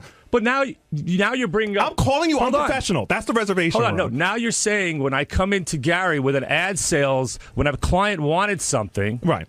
And you don't take no for an answer. And that's fine. But Maybe that's you doing hold your on job. a second. I don't think it's very professional. I don't see anyone else acting like that around here. Are you making fun, or are you criticizing me for coming in and bringing up something that made no sense to you? No, I'm criticizing you for not taking no for an answer and bringing it up every week for 3 years. Okay, I don't know if you know Sales 101, but you don't take no for an answer. Well, then your okay, demeanor let me ask you a about it question. is very Let me ask you a question. unprofessional. Do you book guests? Yes. Okay, when you want your big guest for Geek Time and someone says no to you the first time, do you ever ask again? Well, I don't threaten them like you do. Well, now I'm threatening people? Yeah, oh, yeah. How did I, Gary, do I threaten you? I'm waiting to hear what he has to say next. You time. bitch, Sam Van Ruby. No, I'm waiting to hear what he says.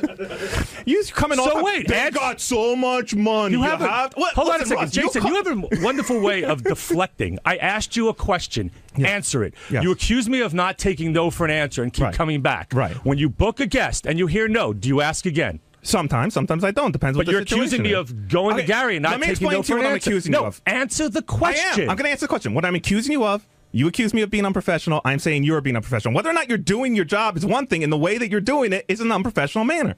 You yell and you scream and you act like a baby. You do it in meetings, you do it to people in the hall, and you do it in Gary's office. That is the end of my statement. Wow. I think Melissa's so fucking hot. Oh, yeah. Gary, what's between these two is it's been brewing for a while. No, well, but it hasn't with me. Forget that it's been brewing. That's not true. No, that's not true. What? That's not really on. Jason, I think there's a few people behind me who love to take the shot at the mic. And Go ahead. Is anyone stopping them? There's a lack of respect going both ways. I think. No, honestly, I have respect. I appreciate. I like the job he does, and I think he does a good job. I think he's but you think he acts like more than he is. Yes. Well, coming from the most arrogant guy in the room, I will take that. And what's your beef with Ross? Someone just hit me on the back shoulder and just said Ross is mad at you on the wrap-up show for what you said yesterday. No, but is it because he has a beef with you? Like, is this literally coming out of the blue? I didn't know we had the beef. I like teasing Ross. I know Ross is a very sensitive person. I do think Ross has a lot of personality flaws. Like, he's very sensitive, and he has a big ego, and he thinks his shit doesn't stink, and he holds everything over everyone's head like he's the last time I get you Foo Fighters tickets, blah, blah, blah, like he's like the Santa Claus of the office. And I think it's funny to poke holes in that persona, but I never had anything personal against Ross. You just listed 5 things. Well, listen, I have my own flaws, too. I know them. Doesn't what mean are I they? like myself. What are your flaws? I'm loud. Right. I have a horrible nasally voice. Right. I can definitely go too far with either making fun of people or saying things where I shouldn't say things. Yeah, I got flaws. What about in the office? What about your professional all those things life? are things I do in the office. I'm loud in the office. I talk too much. I say things I probably shouldn't say sometimes. I mean, it happens. And I'm fat. I mean, I don't know. I got lots of flaws. You're very tan. I don't know how. Yeah, man. How are you so tan? Wow. Are you hitting on the personal level or the professional level? Professional. Listen, man, I love Ross. And I know he's very busy because every Thursday through Monday he can't find him because he's in the Bahamas or Miami or... Why is everyone laughing? Everyone's laughing off, Mike. No, I'm laughing. Jason, you know what? If you didn't work in this environment, I don't think you'd have a job. Well, I don't think you would either. I've done very well in my career. Weren't you fired? No. From DreamWorks? They didn't lay you off? No, they sold the company. Oh, that's a layoff. No, I'll come to his defense on this one. They wanted, out of the 300 people, they only wanted to keep 3 employees, and Ross was one of them. Oh, what happened? He didn't want to stay. Oh, all right. So you quit. And they Why not had just say to that? sell the company. Exactly. See, Jason knows, Ross, you're going down a bad angle because Jason knows how to push my buttons. Yeah, how to push everyone's buttons. And the thing that bugs me at the end hold of on, the day, the thing that bugs at me the about end of the Jason, day, and he knows Jason's this, going to rub 2 nickels together and have a dime. You say so he's still here. He's still struggling. It'll be fine. Struggling, yeah. Some struggle I'm going through. That's awesome. I want to see where you are in 4 years when the gravy train is over for you, Jason. I want to see where your hairline is. I want to see where you go. What was your? I'd love to gravy see. train. Hey, dude, I'm here more than you, working harder than you are, bro. What do you? I mean, you're gravy train. You act like I just won the lottery or something. I got this. No, first of all, I got this job. No one handed it to me. Gary knows this. I got this job out of beating out a large field of candidates and showing what the good work I've done. I've been here for 10 years. Yeah, I sucked Gary's cock. It was fine. No, we Jason, listen, that part's unfair. I'm coming to both your defenses on different things. He earned the position and he's good at it. We don't carry anybody around this place. Okay. And I work hard. I'm going to put you on the spot. I'm going to put anybody else on the spot. Is there any truth to what I said about Jason and his flaws in the office? I think Jason. I think he should have admitted to them, though. I really do. I think what you said and what he said are the same thing. He can go over the line. Yes. He does puff out his chest. Listen, Jason knows that classic story about what I let him take over for me in Las Vegas for 15 minutes, and when I came back, they were going to hang him. So he knows he can be like that. What I was going to say, but you didn't let me finish, was Jason knows how to get under your skin. But the thing that pisses me off about it, and he enjoys it. Oh, he yeah. gets off on it, and if you show him that side of you, he will attack because that's a part of his personality that I have you been can't hit in stand the that face he loves. before? Especially a paper. Wait. Have you ever been punched out? Punched in the face? I don't think I've been punched in the face. I've gotten in a fight before. But especially a paper tiger like Ross is somebody who is great because he has such an inflated ego and an arrogance about himself that anytime you could just needle that a little, it's like the greatest thing in the world. That's why, even though Tim was in the wrong yesterday, it was great fucking radio because, oh no, it got under Ross's perfect fucking skin. And Tim is right. You are a ball buster. And Tim, I'm not defending what Tim did because I think that is wrong the way he took your picture in the meeting and just sent it out on an email without you knowing about it. But I mean, he did have a point at some point. Get over it, dude. I mean, really. Yeah. See, you're gonna be angry at Tim. You're taking the anger at Tim to me now because I put out one tweet yesterday saying I was enjoying the wrap-up show. Before that, what happened before the tweet? I just told you. Well, I missed it. What? You've been thinking this the whole time? All You're your just little bullshit. And you know can't what? even keep an assistant, dude. This is what a horrible boss you are. Wow. People are just leaving you in droves. What are you on, 2 assistants in 3 years now? How fat are you?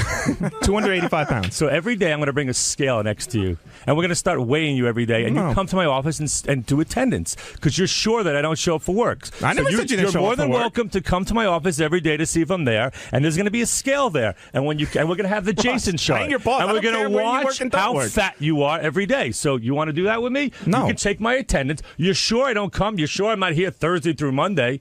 No, Ross, I'm not your boss. I don't really care. No, but you're acting like it. You're taking attendance You for me. called me unprofessional, and we got in this long argument about who's the most unprofessional. But you're making accusations that you can't back up. Well, you're right here, so say it. Are you not in Miami every other weekend? No, I'm not in Miami every other weekend. Well, then there's your side of the story. Congratulations. And we don't have to talk about my assistant, but she decided to leave, and it wasn't because she couldn't work with me. Okay? Really? Yeah, really. Well, I don't listen. All I know is your assistant's leaving. Tim's got 2 assistants. They're multiplying. He can't get rid of them. They're flocking. Tim has I wish really I wasn't thick working hair, here with you. I really do. I really do. Aw. Well, then quit, and then you could beat me up on the street if that's what you're looking I'm at. not beating you up. Then what? If it's not about that? You are a piece of work. So are you. We're 2 pieces of work having a great conversation honestly, on the air. I think that you'll learn. No, okay, Ross. Honestly, okay, it's fun for this environment. But listen, in 4 years, I think, aren't you old enough to be retired? You won't know what's going on with me in 4 years. You're going to be on some beach somewhere. All right. Hold that thought. We got to take a break. When we come back, we'll try to resolve this. We'll try to talk about Dave Navarro.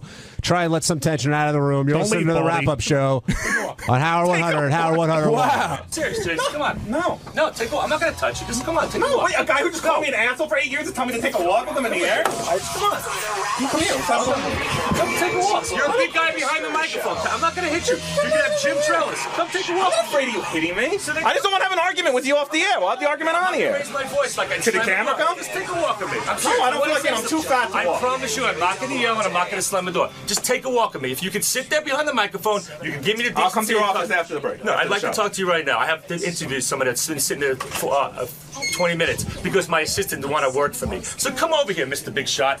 I'm serious. I'd like to talk to you. I'll talk to you in your office after the show, or I'll talk to you on the air now. Because I'm in the middle of doing a radio show. You're behind the microphone. You're Mr. Big Guy. I said I'll come talk to you in your office You're after Mr. the Big show. Guy. I'll come talk to you in the office after the show. Talk to me right now. I don't want to talk to you. Why not? Because you're not my so boss and you fucking can't order big me to around. talk behind a microphone. You can't talk to me. Please turn it off.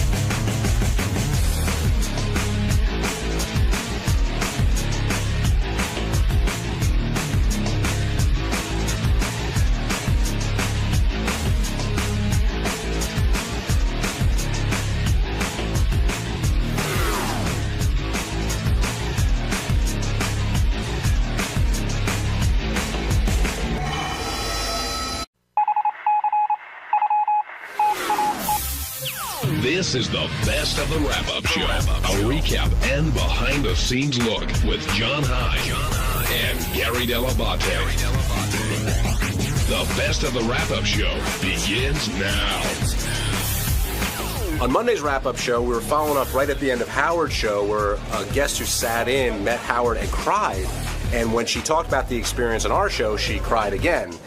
And then we all ended up talking about the first time that we met Howard, what it's like, the presence that he has, and it was fascinating stuff.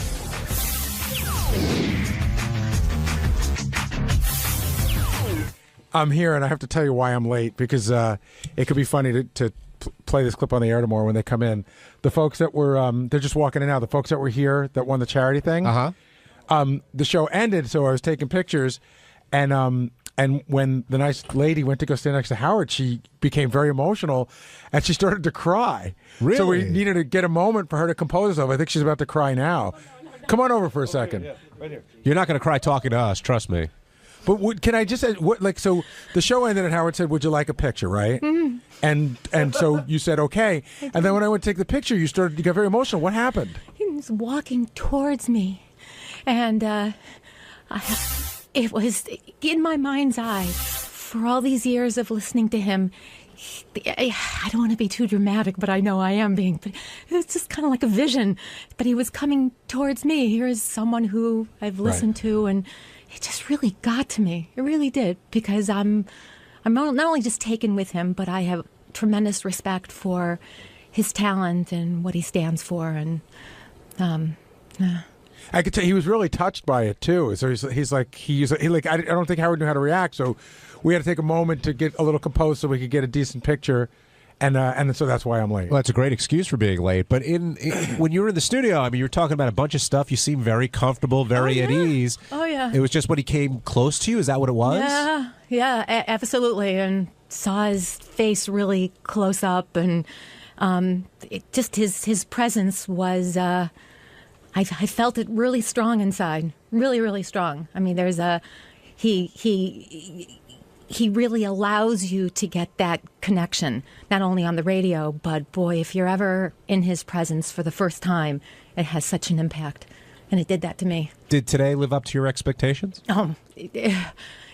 Absolutely. Absolutely. Absolutely. You okay? Oh, yeah. Yeah, just kind of shaky. Benji was there. Oh, yeah.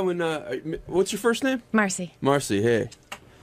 Yeah, she started crying. Yeah, here. It was pretty wild. I'm sorry I missed it. Yeah. But I'm glad Marcy's going to be here for the wrap-up show. And I always wonder, it's not an uncommon thing. People cry moments of joy, I guess it was. Absolutely. Like, what were you thinking? Like, what was going through your head?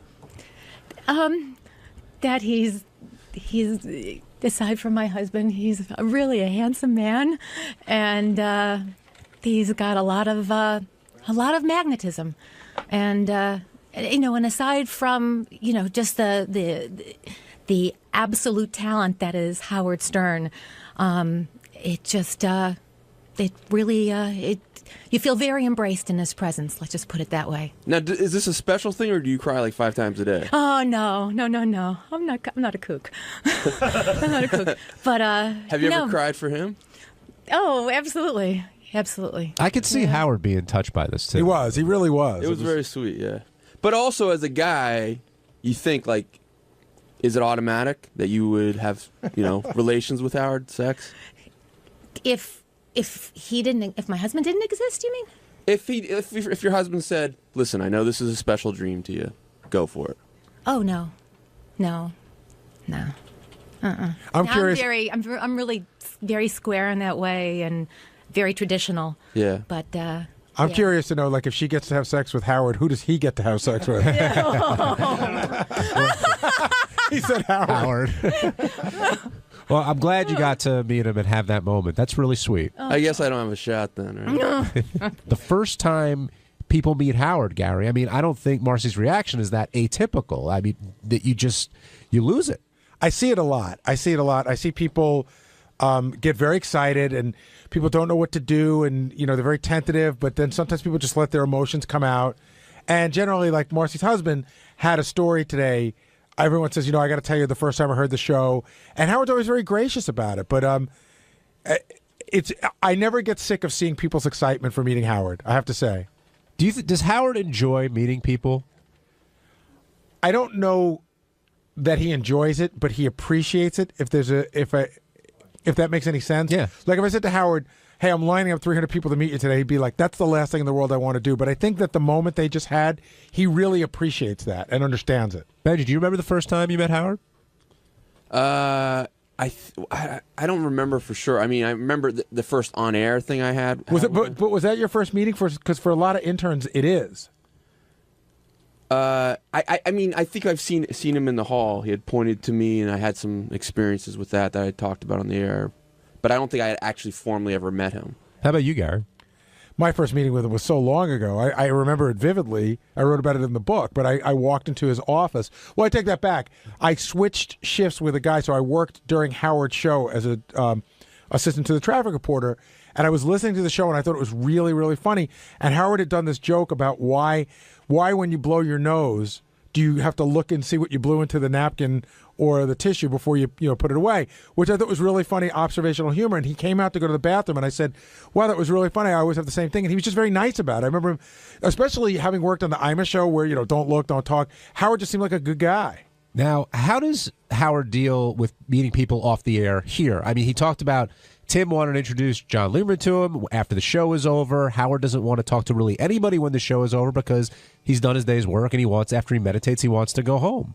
I think people don't fully understand because it's not heavy lifting in the sense of physical labor. But, you do a 4-hour show, it's like running a marathon. So it's almost like when the show's over, you cross the finish line, and then they bring you right into a tent where you could get to meet people, take pictures and everything, and you sort of have to decompress from what just happened for the day. So I think that's how Howard views it. I thought Jeffrey Ross the comedian Jeffrey Ross had a great line about it. He said it's like when you meet Howard, meet everyone on the show, it's like you've been a viewer of the Flintstones, and then suddenly you're on the Flintstones. Like all of a sudden, it's like all these people, you're part of it. Well, I would say that for our show, that's probably true, because what other show do you go to? Like if even I went to the set of Seinfeld, and I knew who the main characters were, but I didn't go, "Oh, there's Jim the AD, and there's Joe the guy that pulls the cable, and there's JD the guy that does this." So when you come here, I guess it is more encompassing like that. Hey, it's Gary Delabate. On Tuesday's wrap-up show, we talked about some crazy comments that Andy Dick made about Howard. They were a little on the anti-Semitic side. And then Jason and Sal came and they weighed in, and we talked about the whole thing that's going on in the office. Here's how it went.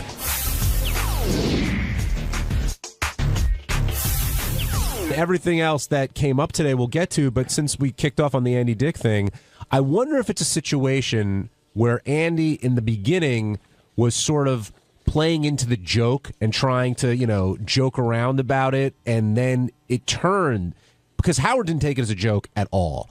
His comments about, being a Jew and the Jews, the whole rap that we've heard for a number of years. But is there a point where, oh, it's a joke and oh, it's okay? I think that's a difficult line to navigate. It is. I think Andy probably started doing it like that's his brand of humor. But it's, you can go down that road, but like Michael Richards went down that road, and now everybody thinks he's a racist. And so if you're going to go down that road, you have to understand that if you keep calling somebody a dirty, hook-nosed Jew, there's a huge part of your audience that's probably going to think you're an anti-Semite. Yeah, and you've got a guy used to call in with, hey, you hook-nosed Jew bastard. Like, that's how a caller would start all of his calls. But it was understood that it was a joke. Right. It got to a point where there's an understanding. Right. But Andy didn't seem to be there. And when you heard the clip, how did you think Howard was going to take it? Oh, I knew how he was going to take it. And that's why when I went in during the break, he said, what page is that on? I said, Howard, if you trust me, I'd rather you do this on the air than listen to it because I'd rather you get your real reaction. I know you're going to love it. Trust me on it. Benji, I know you're going to react to it. Is there a point where someone's joking and then all of a sudden the joke stops? Well, I didn't for the Michael Richards thing. I didn't think was racist. I thought it just didn't go. I think it was Michael Richards trying to be shocking, and then he was so shocked by the reaction that he started to feel guilty about it. The Andy Dick thing, I didn't see it as. I saw it as this is what. Whether it's a big deal to him or not in his daily life, I thought of it. This is sort of his classification of Jews. He does. It's like his the way he categorizes Jews. I think he was saying it to be provocative, but I also thought it was truthful of how he feels. And I don't even remember what your question was. No, you answered it because you feel that Andy was showing his true colors because you had never heard that from him before, at least regarding Howard. I don't know if I have or not, but Howard said something about like when people are drunk, that is when they're most truthful, and that I think that is true. That's like an old Latin saying. It's an old Talmudic saying, like in wine is truth. Like when people are drunk, that's when their real selves come out. I agree with you, and I think that with Mel Gibson, when Mel Gibson made all those anti-Semitic remarks, because he was drunk, I think that when you're drunk, I never understood that people go, oh my God, I was so drunk, I don't know what I did last night. I think when you're drunk, you do things that you wouldn't do if you were sober, but you're aware of what it is. Now, another person on our channels who's been accused of this, not for being drunk, but for having these kinds of feelings, is Jackie. I mean, Howard's brought up repeatedly, Jackie makes a Jew comment here, a Jew comment there. Again, he thinks is in jest, but it's not taken that way.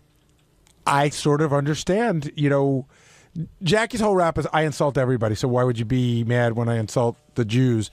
Except Jackie does that Jackie will go down that road sometimes when he's not telling jokes and then laugh. Do you know what I'm saying? Like Jackie cracked a joke. I have it on one of Howard's pages. I haven't played it, but it was sort of a very roundabout Howard is cheap reference. Something about that. The reason Howard moved off of Long Island is because he doesn't want to pay the tolls. And that's Jackie thinks that's funny, but I think that he's calling Howard cheap.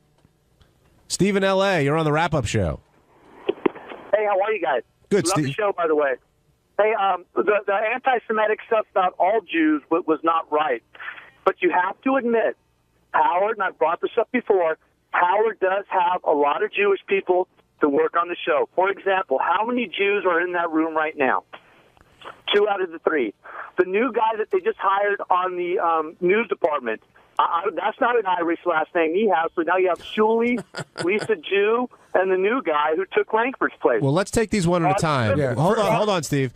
In this room right now, look at his agent. Steve, I'll let you talk. Steve, I'll let you talk. Hold on. In this room right now, we got 5 people. 2 are Jewish.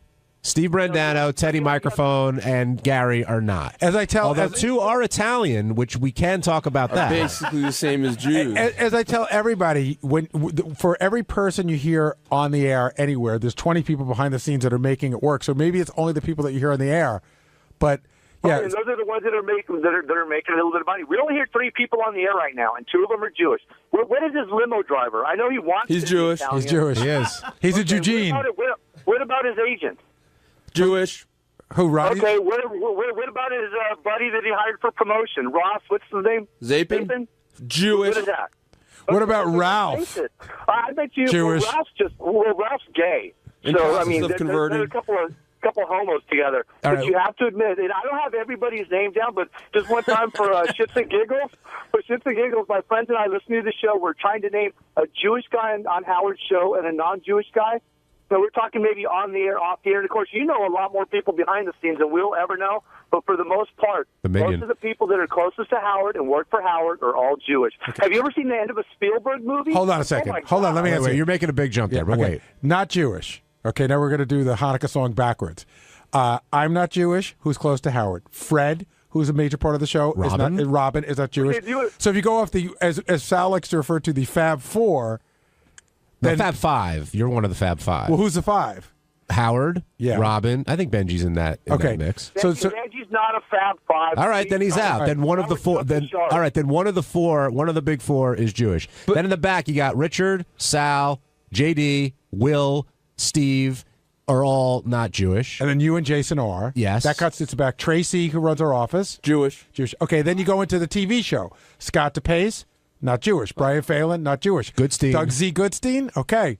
The plot thickens. Look, I'm not going to deny Steve. Who's in charge of all that crew? Doug Goodstein, Silverstein, Rubenstein. It's all jewelry, my friend. Steve, you really believe that Howard only hires Jewish people, or wants to? A few just to make it, so people can't always tell. Wait, let him answer the question. I think Jewish people go out of their way for nepotism to hire their own. Have you ever seen the credits on a Steven Spielberg movie at the end? No, I don't. All there are it's just two stars. What do you mean, like the Jewish key grip?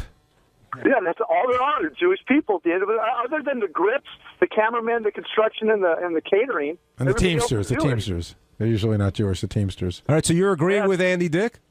I don't like the anti-Semitism. Isn't it true we got rid of Penny Crone when we found out she was Catholic? I don't even know what exactly. Penny Crone was. Well, she's Jewish, of course. Listen to that voice. Hey, but what I'm saying is that Howard does go out of his way to probably hire Jewish people. Yes, he does. I disagree. I disagree. Okay, I guess you guys will have to play the game that we did. It's a good drinking game. Do you think that because the show is based out of New York, where there's a bigger Jewish community, in other words, if somebody's listening in Kansas and they go, I work at my job and I only know like 2 Jewish people, but it seems like they have a lot of Jewish people there. Do you think that's part of it? Yeah, but who decided to base the show in New York? Howard. And of course, Tim Sabian, the guy in charge. Jewish, right? Yeah. I don't think so. Oh, here's another Jew. What do you want to say, Jason? Jew here. To give a little snapshot of what's going on in our office, I would like to say that I just left Sal and Richard's room, 2 non-Jews that are doing work right now. Will is working with Robin on her new radio show, so 2 non-Jews working there. And I walked past Fred talking to Brian Phelan in the hall. So there's a lot of non-Jewish activity going on in the halls of Howard Stern show. Right. But I think to that guy who lives wherever he lives, it sounds like there's a ton of Jewish activity going on right here. Well, most places outside of New York, if there's 3 Jews in a room, it's like huge. It's like a big deal. I guess that could be the way it looks. But I gotta be, I'm kind of amazed. I didn't realize there's so many callers that seem to be keeping a head count of Jews here. I had no idea this was going on outside of SFN. Right, there's nobody calling up and going, you only have 1 Latvian. Well, never mind. I was gonna say, if anything on the book, we have way more guys here than women. You know what I mean? Like, if you're gonna pick on something, why the Jewish thing? And we only have 2 women that really work for him, yet one of them Jewish, and one of them black. Now look how we're doing. We're doing good. Howard 100 News might have a story there. Ted, let's take a break. During the break, we were talking about, have you ever been identified by your race? And Gary, you were making an interesting argument. Well, I was saying that I've had people call me a guinea bastard, but it sort of rolls off my back. Actually, the worst thing that ever happened to me was I got into like a little minor fender bender, and the guy, I don't know what nationality he was, but he goes, I know your type. You're all a bunch of greasy motherfuckers. And I didn't know what he thought I was. I didn't know if he thought I was Italian or Hispanic or what, which is really weird, but I really felt what it was like to be, biased against me. He just knows you're greasy. Yes, he knew I was greasy, and he knows my kind. He doesn't care. But I was saying that I would imagine that, somebody calls me, oh, you stupid wop, it falls off my back. But if somebody calls you a Jew bastard, that must be worse. And we were saying, well, why is it worse? And I said, well, nobody ever killed 6 million Italians, and whatever bias there was against Italians in this country was in the early part of the century. It's sort of gone away, where anti-Semitism still lives. And it has been around for 5,000 years. Sorry, just ask. It's okay. Well, hold on, Benji. What's like the worst thing that everyone's ever said to you? I've gotten like growing up, I would get Nazi kind of stuff. Well, you grew up in the South too, so was that weird? South Carolina. No, I think usually when I got it, it was, at least to my face, it was just kids trying to like find anything to be like a dick to you. I didn't think it was really anti-Semitism. What about you, John? Yeah, at school I got it. One time I was told that. Well, what school? At Michigan, I was told I was the first Jew someone ever saw, and I had one guy ask me where my horns were under my But for hat. real, he really. No bullshit. I've gotten that before. I don't think like if someone sincerely is curious about that, that's not anti-Semitism. That's ignorance. Yeah. Right, but the horns comment, yeah. A lot of racism is based in ignorance, Gary. That's true. Yeah, I was shocked when someone said that I'm the first Jew they've ever seen. Look, it's how you judge people, and I think also it's got a lot with it has a lot to do with the way you're brought up. And was that the 80th blowjob asking to feel the horn? No, it was a guy. But not only Jews were singled out today, it was only Jews and Italians work here. And Right. Sal, you deal with that. Were you surprised when you heard that? We were talking more about when people joke around, yet it didn't sound like Andy Dick was joking when he was sounding off there. I don't think he was joking one bit. I think he was angry and he was showing his true colors. I think he's a hateful racist. And you would know. Why? Because you know some hateful racists. Oh, come on, Gary. You worked at a pizza parlor. Give me a break. Everybody knows a racist. I mean, Andy Dick was doing it in a really, really hateful manner. If we joke around, that's one thing. I mean, the show has consistently done a lot of racial humor for the past 20 years. But for him to blatantly say what he said, hook-nosed Jew, and with such anger, with such venom, it was obvious that he hates Jewish people, and it's disgusting. I don't want to cut Sal off. He might say something stupid eventually, but you saved my job. Thank you. I feel I get in a lot of arguments here, on the air and off the air, and usually the one thing that people dive into right away when they can't think of something funny to say is start calling me fat. Right. And the reason is because that's a negative connotation. You're lazy, you're unhealthy, you're disgusting, basically. So if you're arguing with somebody and they slip into the Jew thing, which to me is just like slipping into the fat thing, you're saying it because being Jewish is a negative thing. It's you're a Jew, you're a dumb Jew, you're a hook-nosed Jew. It's Jew as a horrible negative thing. That's a very good point. And Sal, I know you kid around a lot about, I went out with my Jewish friends. I had a Jew, can you what's the difference between that and actually someone like they're Jewish? Some of the things that's like the only difference. They're still the same. But why do you point it out? Like you ever say I went out with my Lithuanian friend? No, but my Jew friends call me the Goyim. You're the only Goyim. We went to Mateo's the other night. I'm like, hey, he's the only Goyim here. And it's funny, we're in an Italian restaurant, and we noticed that in an Italian restaurant in Nassau County, it's 90% primarily Jewish sitting down and 90% Italian serving. John, how do you know that, though? Well, the topics just come up. If we're hanging out, we just discuss it. But in all seriousness, It's you walk funny. into a restaurant, how do you know 95% of the people in the restaurant are Jewish? Like, were they wearing gold stars? Trust me, where I was, they were Jewish. It's obvious. No, they tip very well. John, do you ever run into, like, when you're talking to somebody and they tell you a story and they have to tell you that there was a black guy in the story, even though it has nothing to do with the story? Like, I was going downstairs, the guy holding the door, black guy, and then I walked right by, and you're like, why did I need to know that? Well, a lot of times it's whispered, too. Black guy. Yeah. Ken, you're on the wrap-up show. I think as somebody like an Andy Dick falls into deeper and deeper irrelevance, he feels like he has to be more and more outrageous. So, I think you kind of have to shrug him off. I think the real culprit here is Fitzsimmons for tolerating it, putting up with it, and almost being an enabler of it. If he's supposed to be such a Howard fan, begging for the book thing, he's the one that should be fired. Did Greg do anything wrong here? Well, I think Howard was upset with Greg. There's two ways to go, meaning if Sal were doing that on our show, I wouldn't stop him because I think it's interesting tape to bring to Howard. But it might come across to the people that I agree with him. So it is a fine line. I think he let it go on a little too long. Yeah, I kind of agree, but if you're going to be angry at somebody in this scenario, it's definitely be angry at Andy because, listen, I'm not going to lie, it bothered me to hear Greg laughing along with those jokes as well.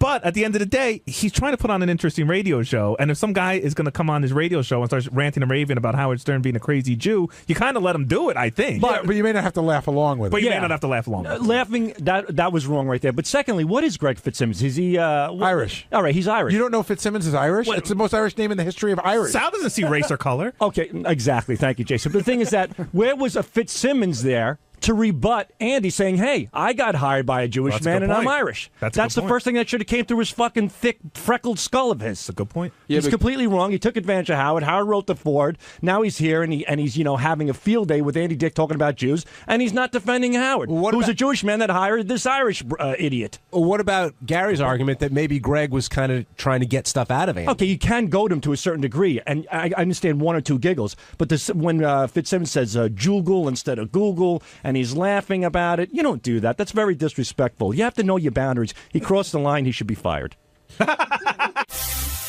On Wednesday's wrap-up show, Robin came in and talked about a bunch of things, including her recent car accident. And then Ronnie came in and started pushing Robin's buttons, and things got pretty funny. Check it out.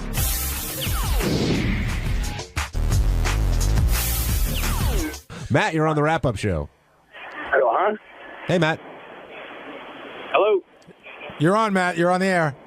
Hey, Gary, love the show. Got a quick question. Sure. Driving cross country last night, listening to Jackie's show, trying to stay awake.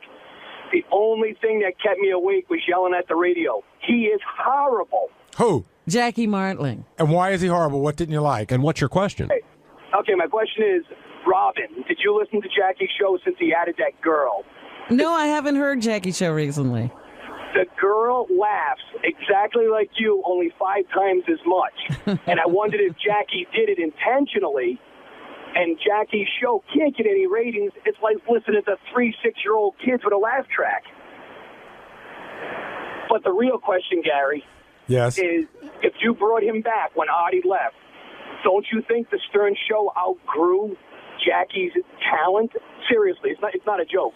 I don't think the show outgrew his talent. I think the show moved to a different place. Jackie's funny in certain environments, but we became more of a let's sit down and rap and talk than a bit-oriented thing. Like, I thought Jackie really did well when they'd go back and they'd write bits, and Jackie could write these punchlines for the bits, and Jackie could write these jokes for Howard on the air. The show was a different show. So I don't think he would have fit in as well this time around.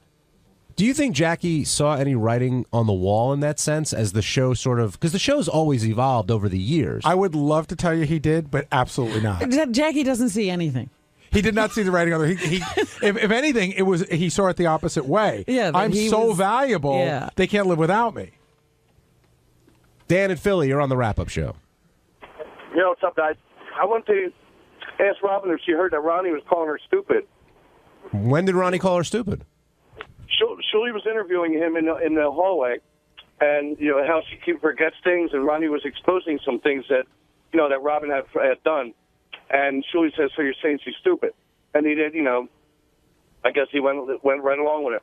So Shuli called me stupid. Right, Shuli called Robin stupid. And Ronnie agreed. said nothing, and now it becomes Ronnie called Robin stupid. That's how rumors get started. Yep. Take care, guys. Take care. He's very proud of being part of a rumor. That was a nice try, Dan. But I will follow up on it because when Ronnie did come in, I guess a couple weeks ago, he immediately went at you for some reason, and he always tends to do that. Like, yes, you're the backstabber, you pile on, all that stuff. That seems to be his MO when he goes into the studio. Absolutely. Do you find that a lot of times that stuff goes on in the air, and for some reason, when it's a fan of the show, Howard is forgiven, but you take the brunt of the abuse? I find that with the staff. I'm not supposed to say anything. You do it too. I do. No, but I get mad at Howard. But I get mad. You might get mad at Howard, but you never tell him he should be quiet. Well, you know what happens is because I'm having a conversation with Howard, then all of a sudden on the left side of my ear I hear a voice. Well, but it's funny because we got an email a couple of weeks ago from the couple that was on the guy who dated his student. Oh, the student. And he sent this really long email, and he's like, Howard. You went to a place and it was weird. I should have expected that, but he's trashing the shit out of you. Robin just wouldn't relent, and I was like, well, they did the same interview. Yeah. So you feel like when staff comes in and they're angry at Howard, you're the one who bears the brunt of it? Well, I think what happens is they don't want me stoking the fire anymore. And that seems to be what they think is going to happen if I'm speaking at all. Because I remember at one point I was trying to defend Sal, and he started screaming at me. And I thought, wow, that's pretty crazy. Yeah, I think I probably get mad when I'm having a conversation with Howard. I almost forget you're there. Then all of a sudden you're there. Ronnie, we had a caller before saying you did some news story with Shuli and ended up calling Robin stupid. Please, listen to me. Listen to me. When Shuli does a story, you have to be there to hear the story when he does it. Okay, because when he cuts it up, like how Sal and Richard cut things up, It's not necessarily what you said. exactly right. You're saying Shuli edits you to be mean? Yeah, he does it to make me sound like an asshole all the time. Because like she loses her ID all the time. So he came to me and interviewed me about it, and I said, "Well, some people are stupid because they lose their stuff all the time." I didn't say Robin was stupid. Okay, I believe you. But the way he made it sound, Although that didn't sound very Ronnie, good, did it? If Robin, I didn't say she was. Wait, if Robin loses her stuff all the time, And people are stupid if they lose their stuff No, all I the said. time. Therefore- No, I'm sorry. I said if people are stupid enough to lose their stuff all the time. I You know didn't what? say. Here's what I got. Wait. This is like the quiz in high school. You ready? Yes. People who lose their IDs are stupid. Robin lost her ID. Therefore, Robin is stupid. That's right. I'm making that jump too here, Ronnie. I don't think you're expressing. Yeah, but I yourself didn't come clearly. out and say directly, Robin is stupid. But you did. But that's how Shuli made it Someone sound. like Robin wouldn't get that, but the rest Yeah, of us the might. rest of you guys got it, right? Please, now stop it. I didn't say... and I kept saying to Shuli, don't turn it around that way. And he kept saying, don't worry, Ronnie. You know me. I don't do anything like that. And every time he does it. So what do you? Doesn't seem like he had to do much turning. Oh, stop it. So what do you think? Well, I can't help if you always lose your ID. Well, I was going to. And you fit into the category. I don't always lose my ID. Sometimes I don't bring it in. I just lost my ID and How many found times? it. I told you I've only had. She has a collection of them at No, home. this is my third replacement. In That's how all. many years have we been here? Ronnie, not hello. This is my original one from the day we walked in here. So you're brilliant. That's right. Ronnie, not Robin, but in general, do you think that indicates unintelligence if someone loses IDs? Please stop it, Benji, with your stuff. Well, do you? I won't answer your questions. Why not? I'm sorry. Gary, can you ask him that? Ronnie, do you think that losing an ID indicates that somebody's stupid? No, they're very forgetful. See? And that's what I said Are- to Shuli, basically. So do you think? Are forgetful people stupid? No. But some stupid people are forgetful. Okay. Right. Do you think Robin's absent-minded? She's getting to be a little magooey. How would you define magooey? I know what he means. I do too. A little Mr. Magooey, you know. like the light bulb doesn't always light up when it's supposed to. Oh my goodness! That is amazing. Okay, thank you, Magooey. Thank you. Here, I'm going to do a quick test. Ronnie, Robin, give you both a question, see who can answer it first. 9 times 4. 36. He's got it. I'm Magooey. When did you realize you were going magooey? Was it the accident or something else that affected you? What? The accident? Well, I know you had the car accident. But I lost my ID before the accident. Oh, okay. Hey, did they catch the guy? Yes, they did. Somebody sent me what I think is his mugshot today. Oh, dear. It was very scary looking. He was scary looking that day. Did they arrest him? They arrested him and everything? I know he got citations. I don't know the details. Hey, so when it happened, it was he didn't stop at all. He completely went off. No, he did a 360-degree turn. The car stopped, and then he drove into me. And then he backed up and ran away. Did you think the driving in part was intentional, or was that part of a complete... It seemed to me that he was just out of his mind. You know, once his car stopped, he just stepped on the gas. Wow. So in other words, he lost control of his car, and then when he came out of the spin, he just hit the gas and smashed right into it. Yeah. Perhaps he was stupid. Or drunk. Or forgetful. We don't know. But the fear, or Magooey. But the theory that was floated, which turned out to be unfair, was, oh, Robin, how many speeding tickets do you have? It seemed like people were assuming you were at fault before you got to tell the story.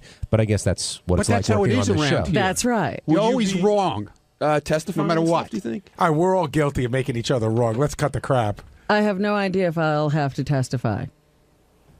Don't know if there'll be a trial. Another clip that Howard played late in the show was the woman who was a guest here who ended up crying at the end of the show and then cried for the entire wrap-up show, basically. That must have been fun. How awkward was it for Howard when that was going on? And do you feel like Howard could sort of lead that religion, and a lot of people feel that way? Oh, absolutely. I mean, this has been going on for years. Remember Uzo. The first girl who she's nuts. Ever did that. She came to the book signing and she just lost it. She turned into a heap of tears on the floor. And let's be honest, even though they're not the most normal people, isn't the Whack Pack in essence the apostles? If Howard wanted to form a religion, wouldn't they be the first ones? They'd be there all the time. Yeah, they'd be the first ones there. Sal? Sure. I think. Remember, he graduated. Yeah, but I think if Howard was leading the charge, he'd still be part of it. And that makes Howard feel very uncomfortable, or does he appreciate the way the people feel? I think he appreciates it. But it made him uncomfortable when he came face to face with it. I didn't see her approach him yesterday, so I don't know exactly He approached what happened her. there. It was funny. The show ended, and they were. Somebody had a camera. So Howard very nicely said, "Would you like to take a picture?" And they go, "Oh yes." And when he started to walk to her, she broke down, and I could tell Howard was like, "Oh, that's okay," and he didn't know whether to hug her or what to do. Right, No, what to do. Maybe I just walked away. No, I just said, "Here, take a moment." Mm-hmm. But he was uncomfortable. Donna in New York, you're on the wrap-up show. Oh my God! Hi. Hi. Robin, are you there? Yes. Hi, Robin. I love you. Baba Booey, I love you. Thank you. I wanted to tell you, talking about people worship. Robin, I got a cat at the pound. She's all black, and her name is Robin Ophelia Quivers. And we call her Ophelia. She's black, and she's beautiful, and we love her. And she's very smart. So I just wanted to tell you that. Well, I'm honored. Thank you. You're welcome. And I love you guys. I listen to you guys all the time. I'm in my office right now. I'm so afraid my boss is going to walk in. But I'm so happy that I got through, and thanks for talking to me. All right, well, thank you for calling in, Donna. Bye. Bye-bye. So there you go, Robin. A cat That's named the after... second cat. The second? Yes, that I've had named after me. And it was all black. Yes. And that was the same case, the same in the first case. On Thursday's wrap-up show, John Lieberman, the new news guy, came in, and we had a discussion of who was better looking, me or John. John or I. And I think I'm pretty good looking. I think he's fine looking too. Check it out.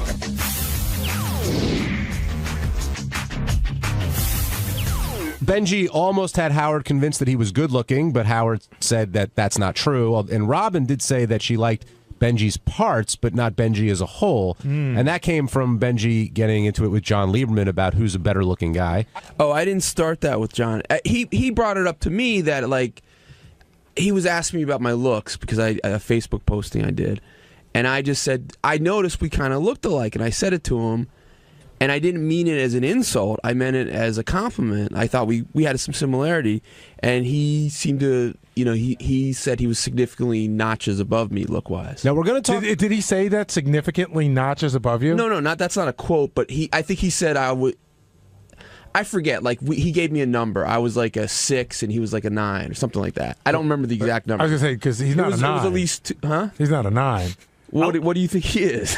I don't know, but a 9 is like, I would assume, if we were talking chicks, a 9 is a pretty hot chick. All right, he might not have said 9. He might have said 8, and I don't remember. What do you think I am? Hold on, 5. Well, we're gonna hold on, Jace. We're gonna get into 2, so don't worry about we're gonna get into Jack Osborne, and we're gonna talk about Howard's getting organized mantra, which he announced to Robin and really the whole audience. But Benji, we're gonna dig in here. My question to you is, who works here that you think on the regular main staff that you think is better looking than you are? And be honest. Yeah, I will be. But I'm not, and I know you guys always say this is not fair. I'm not including my weight and stuff like that. I'm saying you got to take the whole package into account. No, I'm not going to do that. But your face is heavy, no offense, so you have to take that into account. I'm going to say I'm just not. No, now it's about today. I'm still saying this as today. I'm not saying in the best shape or anything. But you have to take into account, if somebody walked in today and saw you or Teddy, who would they say is better looking? Slightly. God, I don't know. Teddy might win, but he doesn't have a great chin. Wait, let's get back to my Benji. Let's get back to my question. We're about this. Teddy and I are about even. Benji, can I borrow one of your 15 chin? Benji, who here on the main staff is better looking than you are? Jared would be considered. Go out on a limb. Forget the pink tie. The pink tie category is a whole separate thing. Who else? I don't look at you as very good looking. Okay, but you do have the height, and girls do seem to think you're good looking from what you say. You're not answering my question. Don't break it down. By my eyes, I don't see Will as better looking than me, but girls go crazy Again, about him. maybe you are answering my question. I don't think you think anyone here is better looking than you. I told you, I think Jared is. Besides Jared. I mean, no one's jumping to my mind. Okay, and would anyone here agree with that assessment, Gary? No, I don't. I mean, I don't even know how. I'm not sure how to deal with it. But I don't think Benji. This is what I can't say. Which guy is good looking? Which guy is good looking? I will tell you this: Benji does not jump out of this pool of people to be one of the better looking guys. But see, this is a ridiculous conversation. I'm going to tell you why. Because I was thinking to myself, like, maybe we should have a pageant on the air. We'll bring some girls in. But Benji says that what a girl finds attractive isn't what he's counting as attractive. Because he's saying girls find Will attractive, but I think I'm more attractive than him. I'm saying if I didn't know like the opinions of girls, I used to feel bad for Will. I was like, you're such a nice guy. I'm sorry, things will. I didn't know that girls liked him. I'm just saying the way I thought he was not. I thought he was kind of boring. So you concede that I didn't know like Tom C. When we used to work with Tom C. I would have thought he's kind of boring looking. Girls went crazy for him. But here's the funny thing. Benji's one of those guys that will say, you bring in a panel of girls and they would say they don't think he's good looking. He go, no, you're doing it wrong. When we all brought in our photos and it had, yeah. I got voted the best looking. He would you go, don't remember that? Hold on a second. He would go, imagine me thinner, imagine me without blotches on my face, and imagine me not sweating. And now what do you think? I think everybody, maybe with the exception of Jason, I think everybody has an inflated view of how good looking they are. I really do. I think yours is very inflated. Maybe you said John considers himself a 9. Can I clarify one thing, though? Think you called yourself a 9, John? I don't think John's bad. I think John's like a nice look and everything. I actually think I'm better looking than John. Yeah, I know that. Let me I just seem irritated by Let me point this out, though. This whole thing started when we did a piece that Benji started censoring the photos of him that were tagged on Facebook. He sent out a note to all of his Facebook followers that said, I'm going to start untagging me from certain photos. Wait, John, do basically you have Facebook? censoring his image that he wants out there. Stupidest fucking thing. I'm going to fight back this. Do you have a Facebook account? Of course I do. Is it and has anyone ever tagged a photo and you didn't? Oh, I don't like that photo. I don't want it on my page, so you untag it. Yeah, but I don't untag it. That would be wrong to untag a photo of you. Did I say it was wrong? I just said you've launched a censoring campaign. You're censoring really all of your think images. That's a censoring campaign? Yeah, you're censoring your images. Do you guys think it's a censoring campaign? I will tell you, I don't know whether it's a censoring campaign. I've never, ever, ever untagged a photo. Thank you, Gary. I'm just saying I haven't done it. Thank you. Because I don't. Gary, I will put some up of you and you'll take them down. I'm just saying I don't have it. Listen, there's pictures of me as a monkey. What the fuck are you going to do? Yeah, exactly. Are you going to look at every picture everybody You guys ever are being poses the of you? biggest fucking liars. I'm not lying. I'm not lying. It's photos. When someone tags your photo on Facebook, it becomes like in your album. There's no way to not be tagged and not be in the album. Okay. So if you don't want a photo, are they pictures of you looking like an asshole, or pictures of you that you just don't think you look good enough that day? Pictures I don't like. Is it a vain thing? You could call that censoring. That's fine. I don't give. But to make a I had. To want to put your best photos up, that's wrong. I don't think about it enough. Anything. Gary, you didn't pick. Did you pick photos for your book and reject some? There's a difference. Did you reject some of the photos? No, because I didn't reject. I didn't. First of all, obviously, if you saw the cover, you would see I rejected nothing. Wait, no. Did you reject some photos? No, because I picked the pictures. So every photo would. Benji, I'm picking the pictures too for my Facebook. Stop yelling for a second. You censored people, Gary. You were censoring photos from your book. Shut the fuck up for a second. You were censoring photos. Okay, what I'm saying is, I'm not saying that you're involved in censorship. I'm saying that I am not vain enough to go through my Facebook photos and get rid of ones I don't want. That's all I'm saying. If that is considered vanity, fine. Yes, I have vanity. I would like to look my best. That to say that you don't pick photos sometimes, Gary. I don't believe it. Hey, Benji. I don't believe sometimes you try to pick a photo where you look good over one where you look bad. On Facebook, I just don't seem to care. Benji, when you get angry, your eyes really sparkle. They really do. I'm seeing a different side of you. You're not trying to get laid on Facebook. Well, you're not either. You're on Craigslist. The problem was now I think everyone's going to go on Facebook and try and tag every picture of Benji, including disgusting pictures of Benji, Benji makes a good point. Now you can't control Benji's it. using Facebook in a different way than I'm using it. So maybe because he wants it. John, have you ever untagged a photo of yourself on Facebook? No.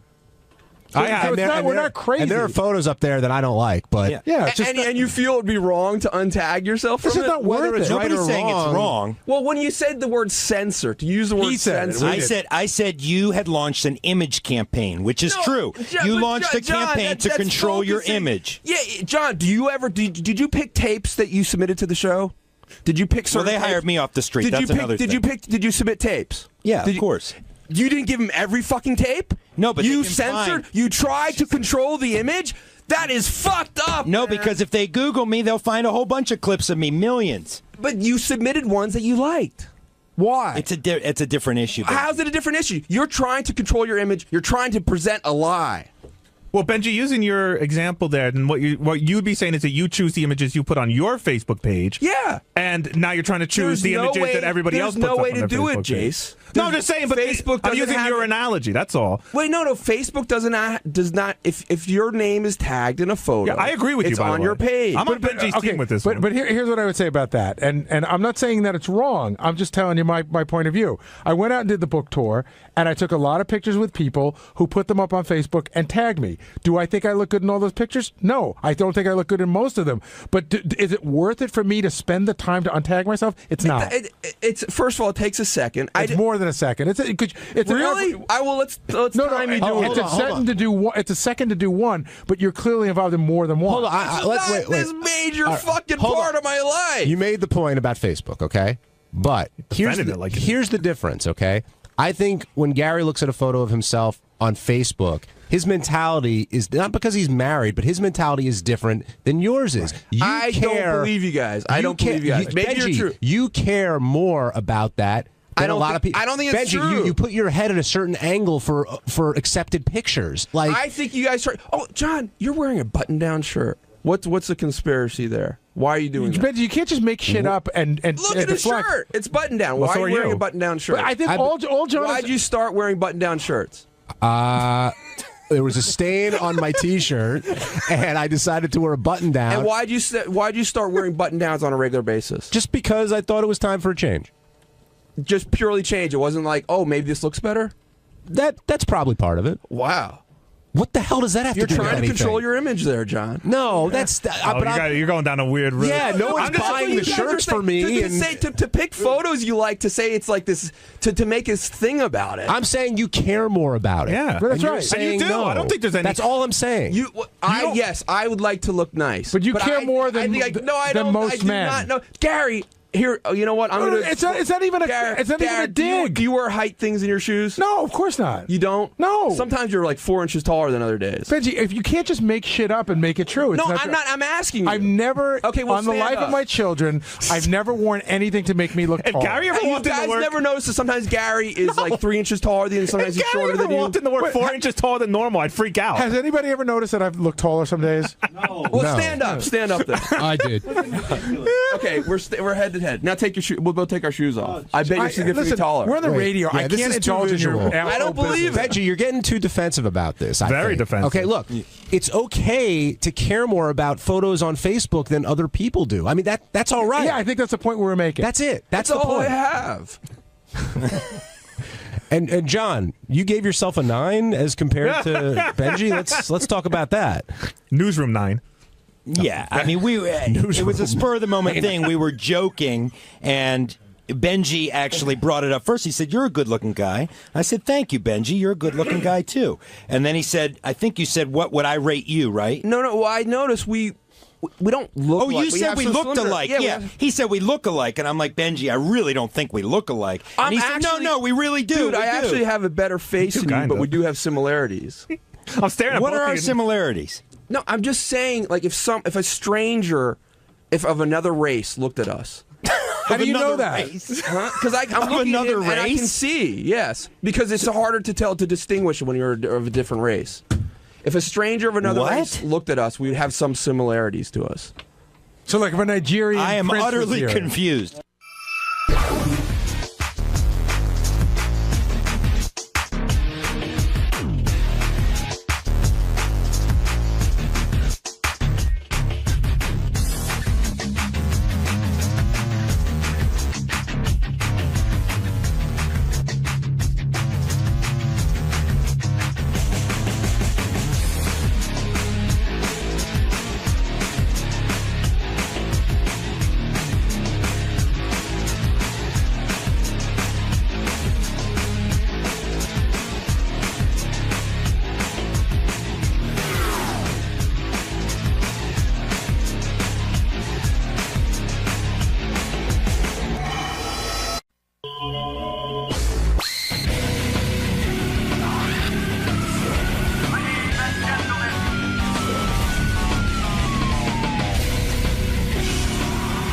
I had some experience over the weekend.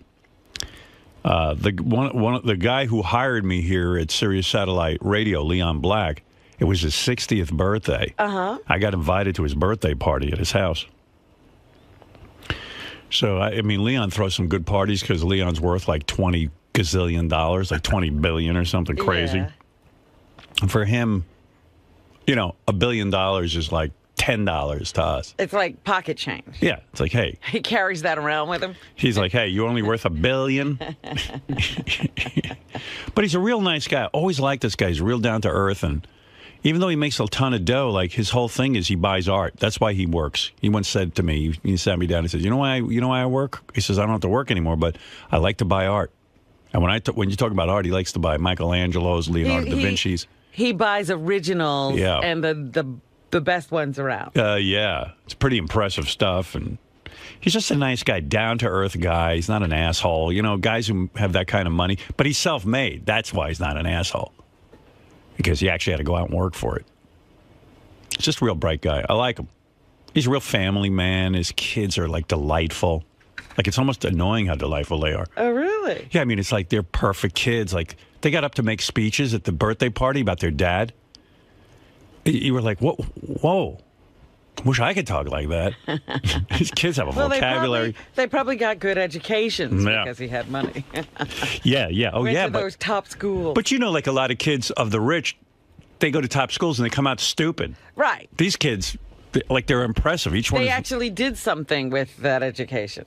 Yeah, and I actually feel good, like they might contribute to the world in some way and do something important or, you know, something meaningful for other people. I mean, they just seem to be, like, I'm talking to one of the kids and I go, what are you doing this summer? He goes, oh, I'm in Harlem 5 days a week teaching children how to read. And I go, whoa, Well, you know, in the defense Really? of many, many rich people's kids, we only know about the bad ones because Right. they get themselves on television. Yeah, well, Maybe there are plenty of rich people's kids out there who are Leon doing Black's good kids things. are really something to see. Yeah. I was quite impressed as I was stuffing my face with free food. I'm hungry.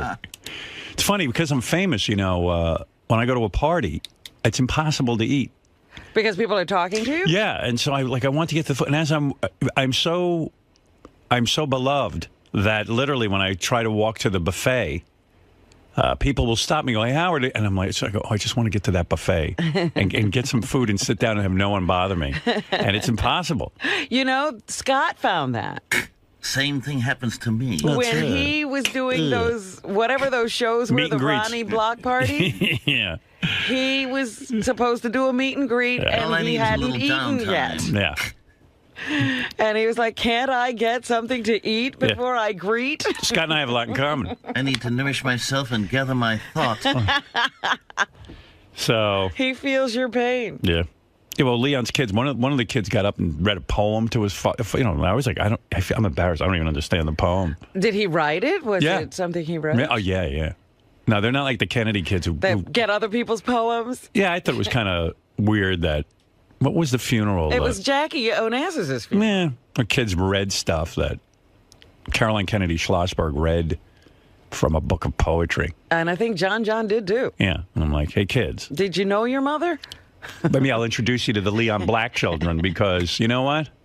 They know how to write original fucking poetry. You're Kennedys. Can't you fucking sit down and write an original poem to your mom? But each kid, like, kind of spontaneously got up and, like, didn't make, like, a 3-second speech. How many kids does he have? 4. Uh-huh. And he had 3 boys and a girl. And each one made, like, these lovely speeches. So they like their dad. Yeah, they worship him. They're like, Dad, you inspire us. Dad, you're like the most amazing guy. Dad. I was like, wow, that's fucking awesome. These kids really know how to go at it. Mm-hmm. Oh, I wish I was Leon Black's child. Oh, God. I do. He'd be a great dad. And my parents called me. Hello, Howard. Yes, Mom. Listen. Something terrible has happened. There's water in our basement. Yeah, so what are you calling me for? Do you know of someone who could help us? Yeah, it's called a plumber. Yeah, what do you think? Well, you have good people. We're thinking of calling one of your people. And I go, all right, listen. I have a 5-point plan for you. I go, how bad's the water coming in? Well, we bucket it out, but this is continually happening. And all right, here's what I'm going to do. I'm going to get on a phone. What? A phone. Yes. My mom's getting so hard of hearing. So, at one point during this conversation, I go, Mom? Yes? I'm going to call someone. Yes? And I'm going to call... Oh, God. What? I'm going to call someone. What? I'm going to call someone, and they are going to call you after I speak with them. What? Oh, no. I said... Why are you yelling at me? I'm not yelling at you. I want you to hear me. You don't have to yell. What do you want? Are you on a cell phone? Yes. That's why I can't hear you. Mom, I've lined up someone to call you. I know that. Why are you calling me back? I'm calling you to say that they're going to call you, and then I want you to keep me in the loop. What? Keep me in the loop. I should call you? I thought you said someone's calling me. I said after they call you to call me to keep me in the loop so I know that it got done. Why are you yelling again? I'm yelling because you can't hear me. You're on a cell phone. You're going to have to get him one of those phones that types out what you're saying. Oh, my God. I just said, I'm going to call Beth, and I want her to take care of this. I felt like a baby that needed to be taken care of. I want someone just to take care of all my obligations so I'm free to create. I don't want to be bothered. But they have these phones that type out what you're saying so they can read it. I need that. I need that. Where do I buy that? I don't know. I can't even put TV. I go, Mom, so the guy's going to call you tomorrow. Do you know what time? I said, Ma, I don't know. He's doing me a favor. This is my good friend John Keane, by the way, who is a gentleman. I called him because he's a contract. He's the best. If you ever need to build something, John Keane's your guy.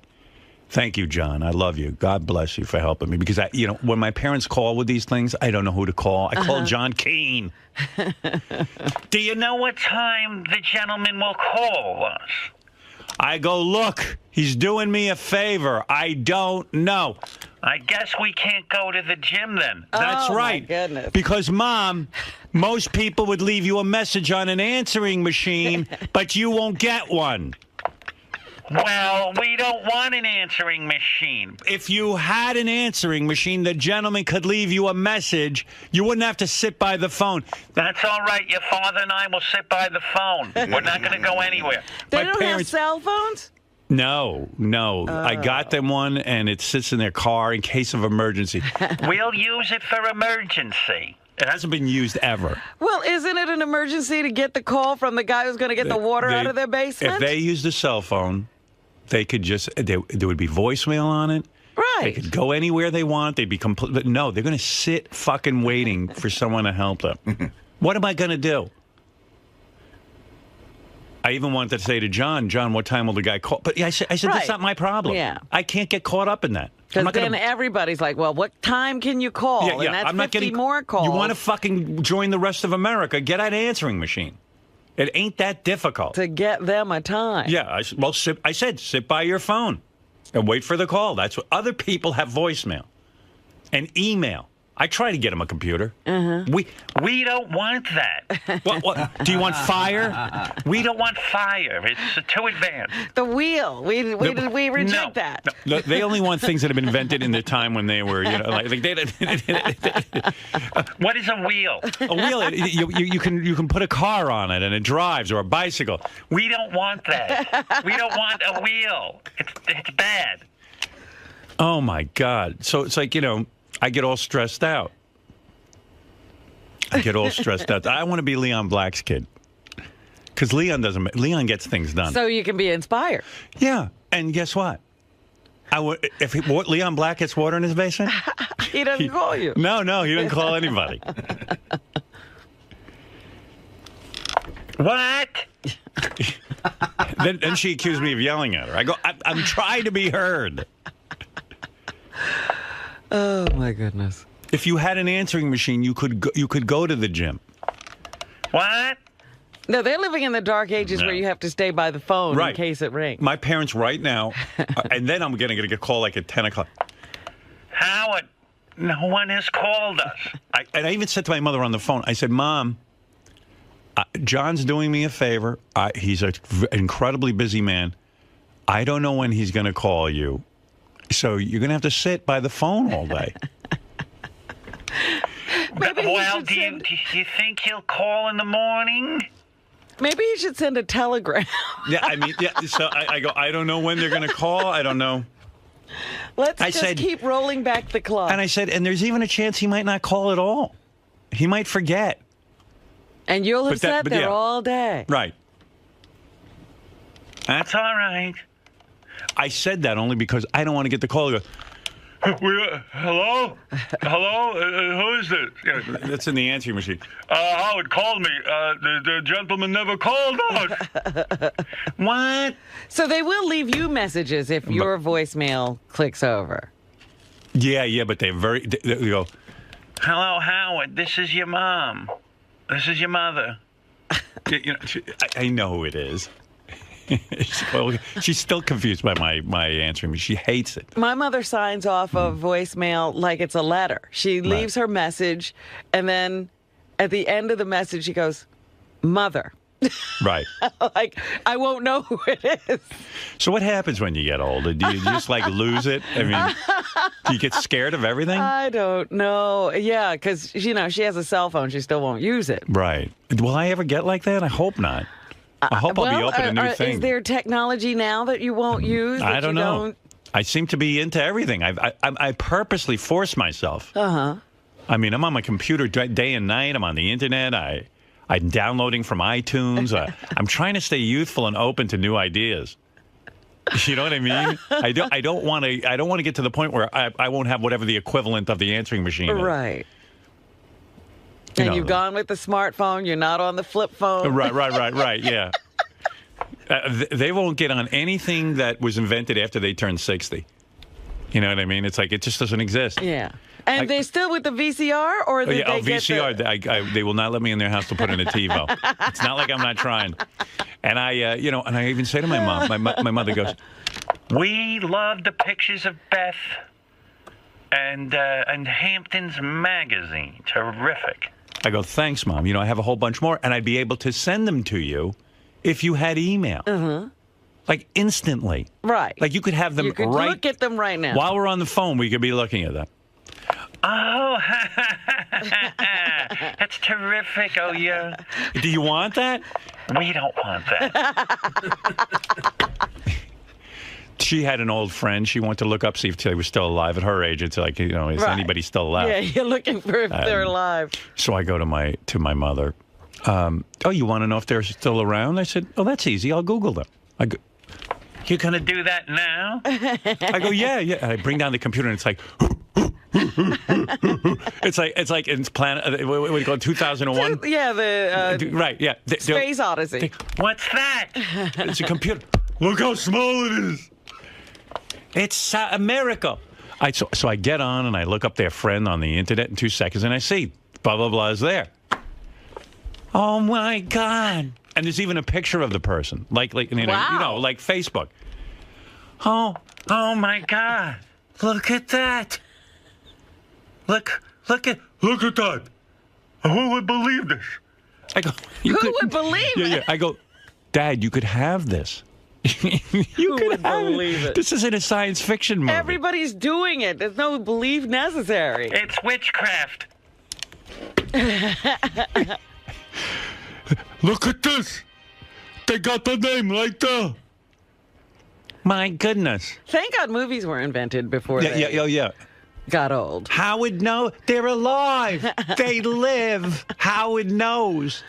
They think I'm a genius. So are they going to contact this person, or do they... I mean, wouldn't that inspire you to get the email and Facebook and all that? I go, Mom, I'm going to get the address and phone number for you. And I go on and I'm researching and I get the address and phone number. I get it. I call her and I thought, and I was glad because my mom's going to reach out to someone because she never does. Uh-huh. And I go, Mom. Yes?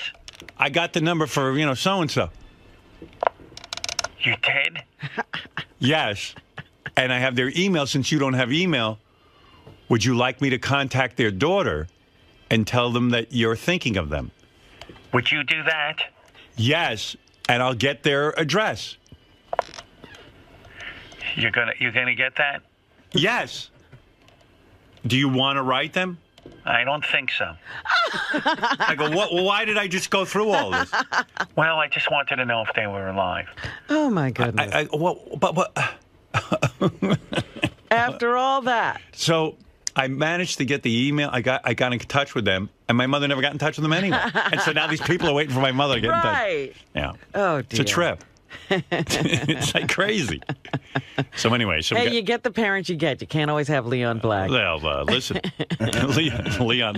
I just wanted to. I wanted to just Leon to cuddle me and go. Yeah, you wanted to cry on his shoulder. Leon, please, be my dad. End my misery. Come on, Dad. So Leon turned 60, and Leon's the guy I told you who hired me here at Sirius Satellite Radio, and just a lovely guy. He's the guy who sat me down. He said, I got this thing that says Sirius Satellite. I go, I'm well aware of it. He goes, how many? He goes, we only have 60 subscribers or something. And he goes, how many radios do you think you could sell? I go, listen, I'm not going to guarantee you anything. I said, but I would imagine, and maybe I'm crazy, if we sign on with you, you will be beating XM. He goes, well, I like to hear that. He goes, really? I go, yeah. He goes, okay. He goes, you see that? That's a Picasso. He goes, he said, you're the Picasso of radio. You're the Rembrandt. You're the Michelangelo. I got to have you. That's it. And then he made a decision, and he got me. Mm-hmm. Well, anyway, he was nice enough to invite me to his birthday party, and I showed up. And I had the most spectacular night. Really? Robin? What happened? You had fun at a party? Well, listen to this. That's impossible. Well, first of all, I saw a lot of nice people there. I ran into the great owner of the New England Patriots, Robert Kraft, whose wife died 3 weeks ago. Oh, I didn't know that. And I had a very emotional conversation with him. It was very, this is another guy. He is so emotionally connected to his wife. His wife, 48 years.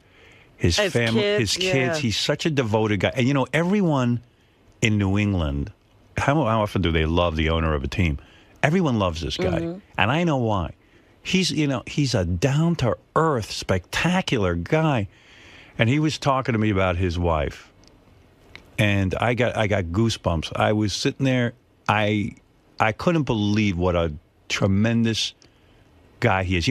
I hate guys.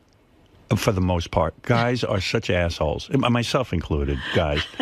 And I mean, when I meet a guy who's so together and emotionally connected and can love a woman and can love his family the way he does, I respect him. I respect him, not because he owns the New England Patriots. I don't care about that. I mean, yes, that's a wonderful accomplishment. But he's just a gentleman. He's not an asshole. Another guy who's got to be self-made. I got to just figure. I don't know. He's got to be. He's too great.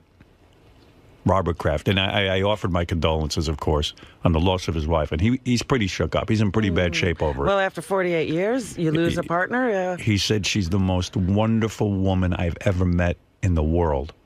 And I lost my best friend. I started to cry. It was so sad.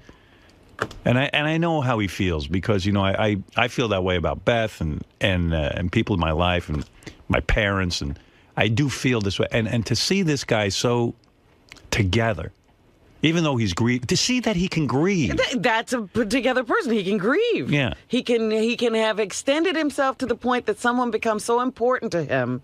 It's a loss he feels deeply. And what else was spectacular about it? I go to these parties. You never have a real conversation with anyone because it's my problem. I disconnect immediately, because it's just loud, and I'm a narcissist, and I'm consumed with myself and everything else. But I had a real conversation with Bob Kraft, like not a 2-second, how you doing, everything okay, goodbye. Even though I was trying to make my way to the buffet. But when I saw him, I didn't Here's mind. another one who blocked you from the food. Yeah. I even got to speak with Mayor Bloomberg, Mike Bloomberg. Yeah. I said, you're such a great mayor. How the fuck do you? I said, fuck to the mayor. I think he can handle. Yeah, I said, how the hell do you handle all the negativity around you? And he had an interesting answer. He says, it comes with the job. I said, yeah, but I said, you could not. You don't get angry. You don't even need to be doing this job. This guy's one of the wealthiest guys in the world. He could be sitting at home picking his teeth. Yeah.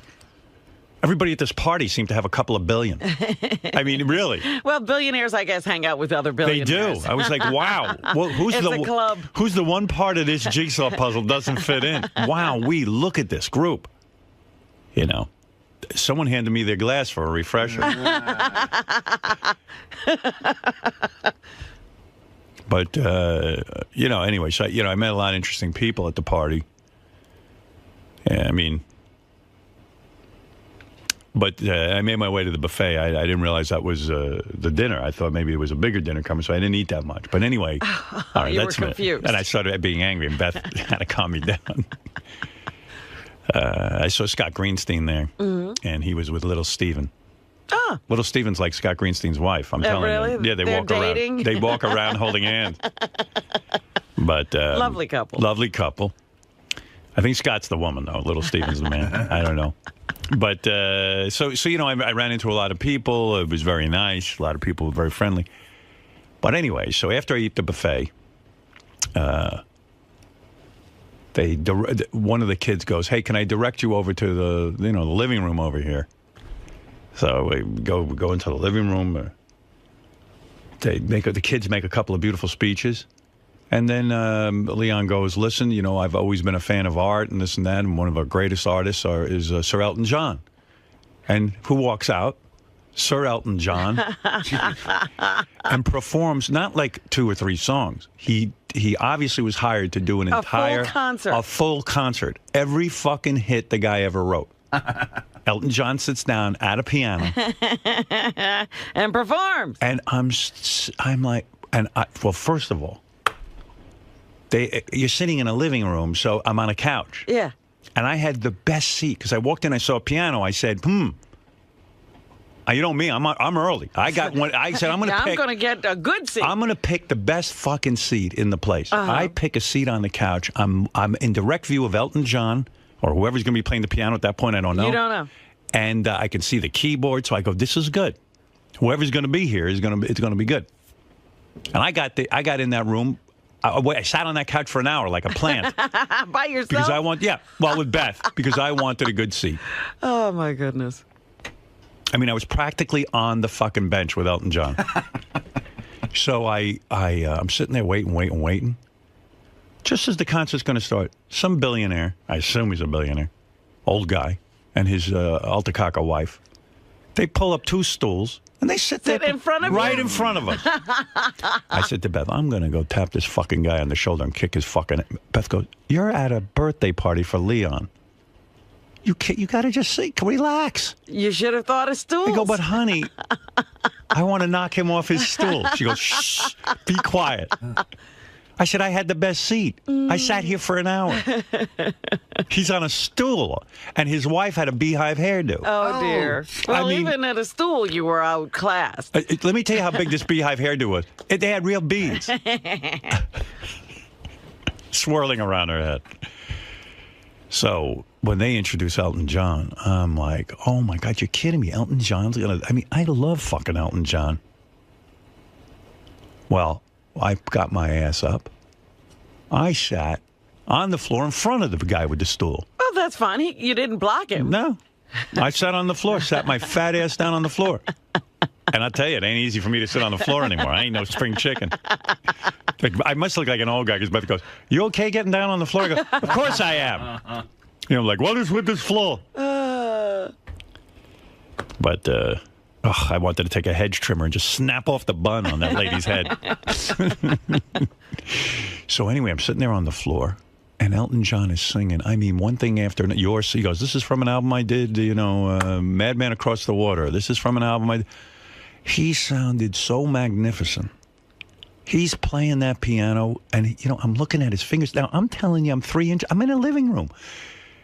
First of all, Elton John has the pudgiest little fingers. Yeah, he's always had these fat little fingers. I don't know how he plays. Oh, my God. And he pounds that piano. It's only him. So, I mean, it's the room is filled with music, and it's just a guy on a piano. I'm telling you, Robin, it's not even. I said to Beth, this is like sitting and watching Mozart in his prime or something. Well, a little past his prime. All right, whatever. But I was on a roll, and I sat there hypnotized. And then, unfortunately, people started to get up and dance because it was like a little dance area. Uh-huh. Like Leon. And you're sitting on the floor? Leon's dancing. Yeah, I got stepped on a few times. I just said, honey, we have to move. So I said, fuck this. They're dancing. Beth says, let's just stand here, pretend we're dancing, and watch the concert. So we stood there. And guy goes, you're supposed to move when you dance. I go, I'm not really dancing, asshole. This is in the middle, Elton John. Oh, dear. People comment on me. You know why? First of all, I'm tall. 2, I look goofy. Like you could kick my ass. And 3, I'm famous. You're not intimidating Right. in that way. They do talk to you. They do. So then I moved over to an area where I could see Elton's hands and everything, and I stood there. Robin, he must have played for an hour and a half, like a Wow. full fucking concert. Then I'm sitting there going, I wonder if Elton, does he enjoy doing this? Is he? What did they pay him? He got paid. Well, He's I not heard worried about enjoyment. He got paid, right? He got paid $1 million at Rush Limbaugh's wedding. So yeah, it has and to be. I don't think he did a full concert, did he? And I don't know. I don't know hope what he he did. didn't. I don't think so. I said, Leon, but you know, this is why Leon's great. I mean, the guy's super wealthy, and he's sharing this with his friends. Yeah. Which I think I might be one of. Apparently so. Apparently You're so. at his birthday I know. party. You know, what do you get a guy who's a multi-billionaire for his birthday? I got him. We have a garden where we plant our vegetables and stuff. So we made a big, giant basket of fresh-grown vegetables and things like this because you can't get them. You know, what are you going to get this fucking guy? And he's never going to see those either. Wow. No, he will. He'll love it. I thought he would love it. But anyway, it was such an emotional experience. And then he knew Robert Kraft Elton, and he dedicated a song to Robert because he was going. It was a beautiful moment. But what a thing. And this Elton John, he doesn't sit there and talk to the crowd. Just bam, bam, bam, one song after another. I feel like I was the luckiest guy on the planet to be there. It really was something.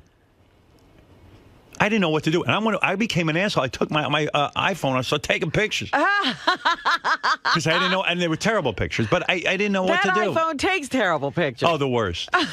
and then I started recording. I texted. You've got a bootleg? I texted my daughter Ashley, and I said, Ashley, you're not going to believe what happened to me tonight. I went to a birthday party, and look. And she goes, I should be there, not you. You're too old. I go, you're right. But I am here, and you're not. So I started sending her clips. Yeah. I didn't know what to do with myself. I had to share the moment with somebody. Beth and I were beside ourselves. Yeah, that's a beautiful evening. Oh, my God. What a night.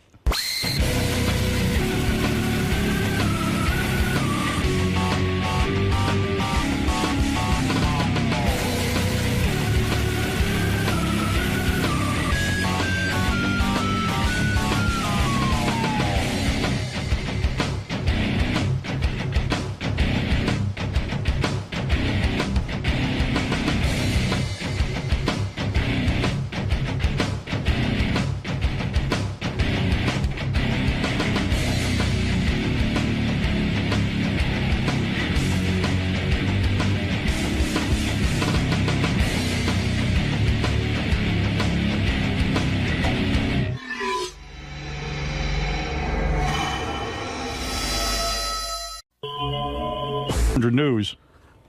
The man who's shaking it all up. Yeah, what's his name again? John Lieberman. Yeah, I think we got a theme. John Lieberman was hired because he's Jewish. There he is, John Lieberman.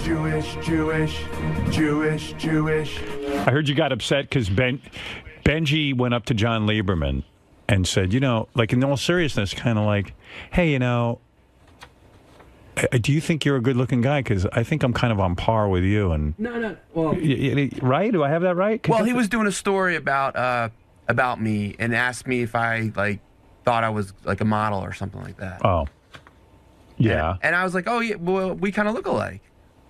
Yeah, like who do you think is better? Like Benji's point was, hey, John, you're kind of in the same boat as I am. I have to say, last night I was watching Millionaire Matchmaker. Right. And they had this guy on who I thought was kind of good looking. Then I started really looking at him. And I was like, oh, my God, he sort of looks like Benji. Oh, really? Thanks, Ron. Oh, my So God. maybe it's the other way. Maybe I'm actually good looking. I don't know. Benji almost has me convinced he's good looking because I don't think of Benji in the least bit attractive, category. Like he looks horrible. That could be all personality. And you know what? Look and you want to know a close up of my face. Yeah, he keeps saying this, and now I'm getting kind of sucked in that he might be like a really good looking guy. Well, that's what I had to start questioning. I was like, well, this guy I think is good looking, and now I'm thinking he looks like Benji. Wait, I'm looking at you on the monitor. That'll help me. Well, I want to put my Yeah, eyes Beth said you're actually kind of nice looking. Thanks. And I was like, really? Benji's vile. First of all, he's fat. Leave out that. Well, take just that away. From here to here. Look. Yeah. I don't know. You look odd to me. Seriously, I'm being honest. I don't think you're good looking. I mean, I don't think I'm good looking, so I'm not putting you down. I'm just saying I don't think you're that good looking. No, I'm not incredible. But once you got that blonde girl, the one that you brought to that Christmas party, You started thinking. I started thinking maybe you are because she's pretty hot. Thanks. And that other girl you dated was pretty hot too. The one with the dark hair. Dated, yeah. Not all the girls you dated. I'm like a chubby Jake Gyllenhaal. Look, Robin, look. Okay. Do you think Benji's good looking, Fred? Seriously, I mean, not that we're guys and we don't know, but in his current state, yeah, no. Robin. Yes. Just look. Oh, he's so gross. Robin. Around Do you think the he's eyes, good looking? just show his eyes. All right. Yeah, can you zoom in and not see anything else? My eyes and my cage. Would you fuck a guy who looked like that? Look at that. Now stop crossing your eyes. But look at that. He's got like big red zits all over it. Just look at the eyes. I mean, that's ridiculous. If you look at my eyes, I'm good looking. I got two of them. Just my left eye, Robin. Look at his eyelash. Yeah, but look how sweaty he is. Look at That's not sweat. Pull back. Look at the fucking pimples on his cheeks. Oh, come on. Look at that. I mean, your skin is bad. If we're really gonna do that, let's see a close up of your skin. No, but Benji, I claim to be bad looking. You're not. You're beautiful. No, but you're not good looking. Honest, I am. That if you take. I'm actually. Benji, I don't want to get into this. I think you have a sexy, cool look. I got a lot of cool but I'm stuff. actually better looking than you. All right. I think if you take Benji's parts individually, they are nice parts. Thanks. Maybe they don't go together. Skin is sweaty and horrible. I mean, my God. Yeah, Matt, you're on the air. Hi, Matt. Hey now. Are you guys insane? Benji is a fucking troll. But I think Robin's digging his look. I don't know. I'm telling you, I started to see. Would you go out with Benji? Seriously? No. Not Benji. Put me on Someone your calendar. who looked like Benji, maybe. You would go out with Benji's personality is what. Have you ever seen his stomach? No, but it's his personality that keeps people away. All right. I actually have a great personality. Yeah, you'd have to tell me. Yeah. Wow. But anyway, I guess John Lieberman, like Benji got a hold of him and managed to piss him off because John was like, I think I'm a lot better looking than you. And he was getting into an argument with Benji. But what do I know? Benji. Yeah? Why are you so concerned about your looks? Why does this... Well, a lot of people have this. It's like a stereotype that I'm not good looking, and it's like it's not based in truth. And I'm just trying to, convince people that I am. I think he's drumming up this whole controversy because he wants to get back in the headlines. He wants to be the center of attention. He wants to be the focus, and there's no issue here. The issue is I'm better looking than Benji. I have the track record. I have just better looks. You can just look at us side by side, which I'd welcome him to do. So it's a trumped up story. There is no story. This is Benji trying to get attention. Hey, Howard, you want to talk about this guy Dave Portnoy real quick? Yeah. What's going in? So, here's some very brief notes on him. Here is the picture that caused all the controversy. It's way weird. So you got the gist of it. So weird. He found it on the internet. He posted it. He said, "Look at the enormous cock on Brady's kid. Everything Brady does is great." Kid's cock's bigger than mine. It pisses me Right. off. News picked up on it. Accused him of being a pedophile. State troopers came to his house and said, "Look, take the picture down, so there's no trouble." He took it down, but he still doesn't see why. He didn't take the it's picture down until the state troopers told him to take it down. Right. Like, he's like Sal. He doesn't know what's wrong until it's wrong. There's a guy on the phone, Dave Portnoy. He's the founder of BarstoolSports.com. I'll tell you why I got him on the phone. Hey, Dave. Dave's from Boston. Good morning. Hey, how you doing, Howard? All right. So Dave has Gary told me about this yesterday, and I figured, well, okay, I'll put Dave on the phone. Dave has a website for sports information. You go on there, and he's kind of like the Perez Hilton of sports. You know what I mean? Oh, just gossip about sports? Gossip about sports and stuff like that. He posted a picture. There was a picture taken by some paparazzi. David Beckham and his wife are on vacation. Their young son, it looks like he's about 2 or 3 years old. How old is the son? He's 2. It's Brady's son. It's Tom Brady's son. Oh, Tom Brady's son. Okay. He's 2 years and old. Giselle. And Giselle Bundchen. The kid was running around naked, as 2-year-olds will do. And a paparazzi took a picture of this kid. So the kid's nude. So a young boy. Full frontal? Full frontal, 2-year-old boy. Dave put it on his website, as many people did.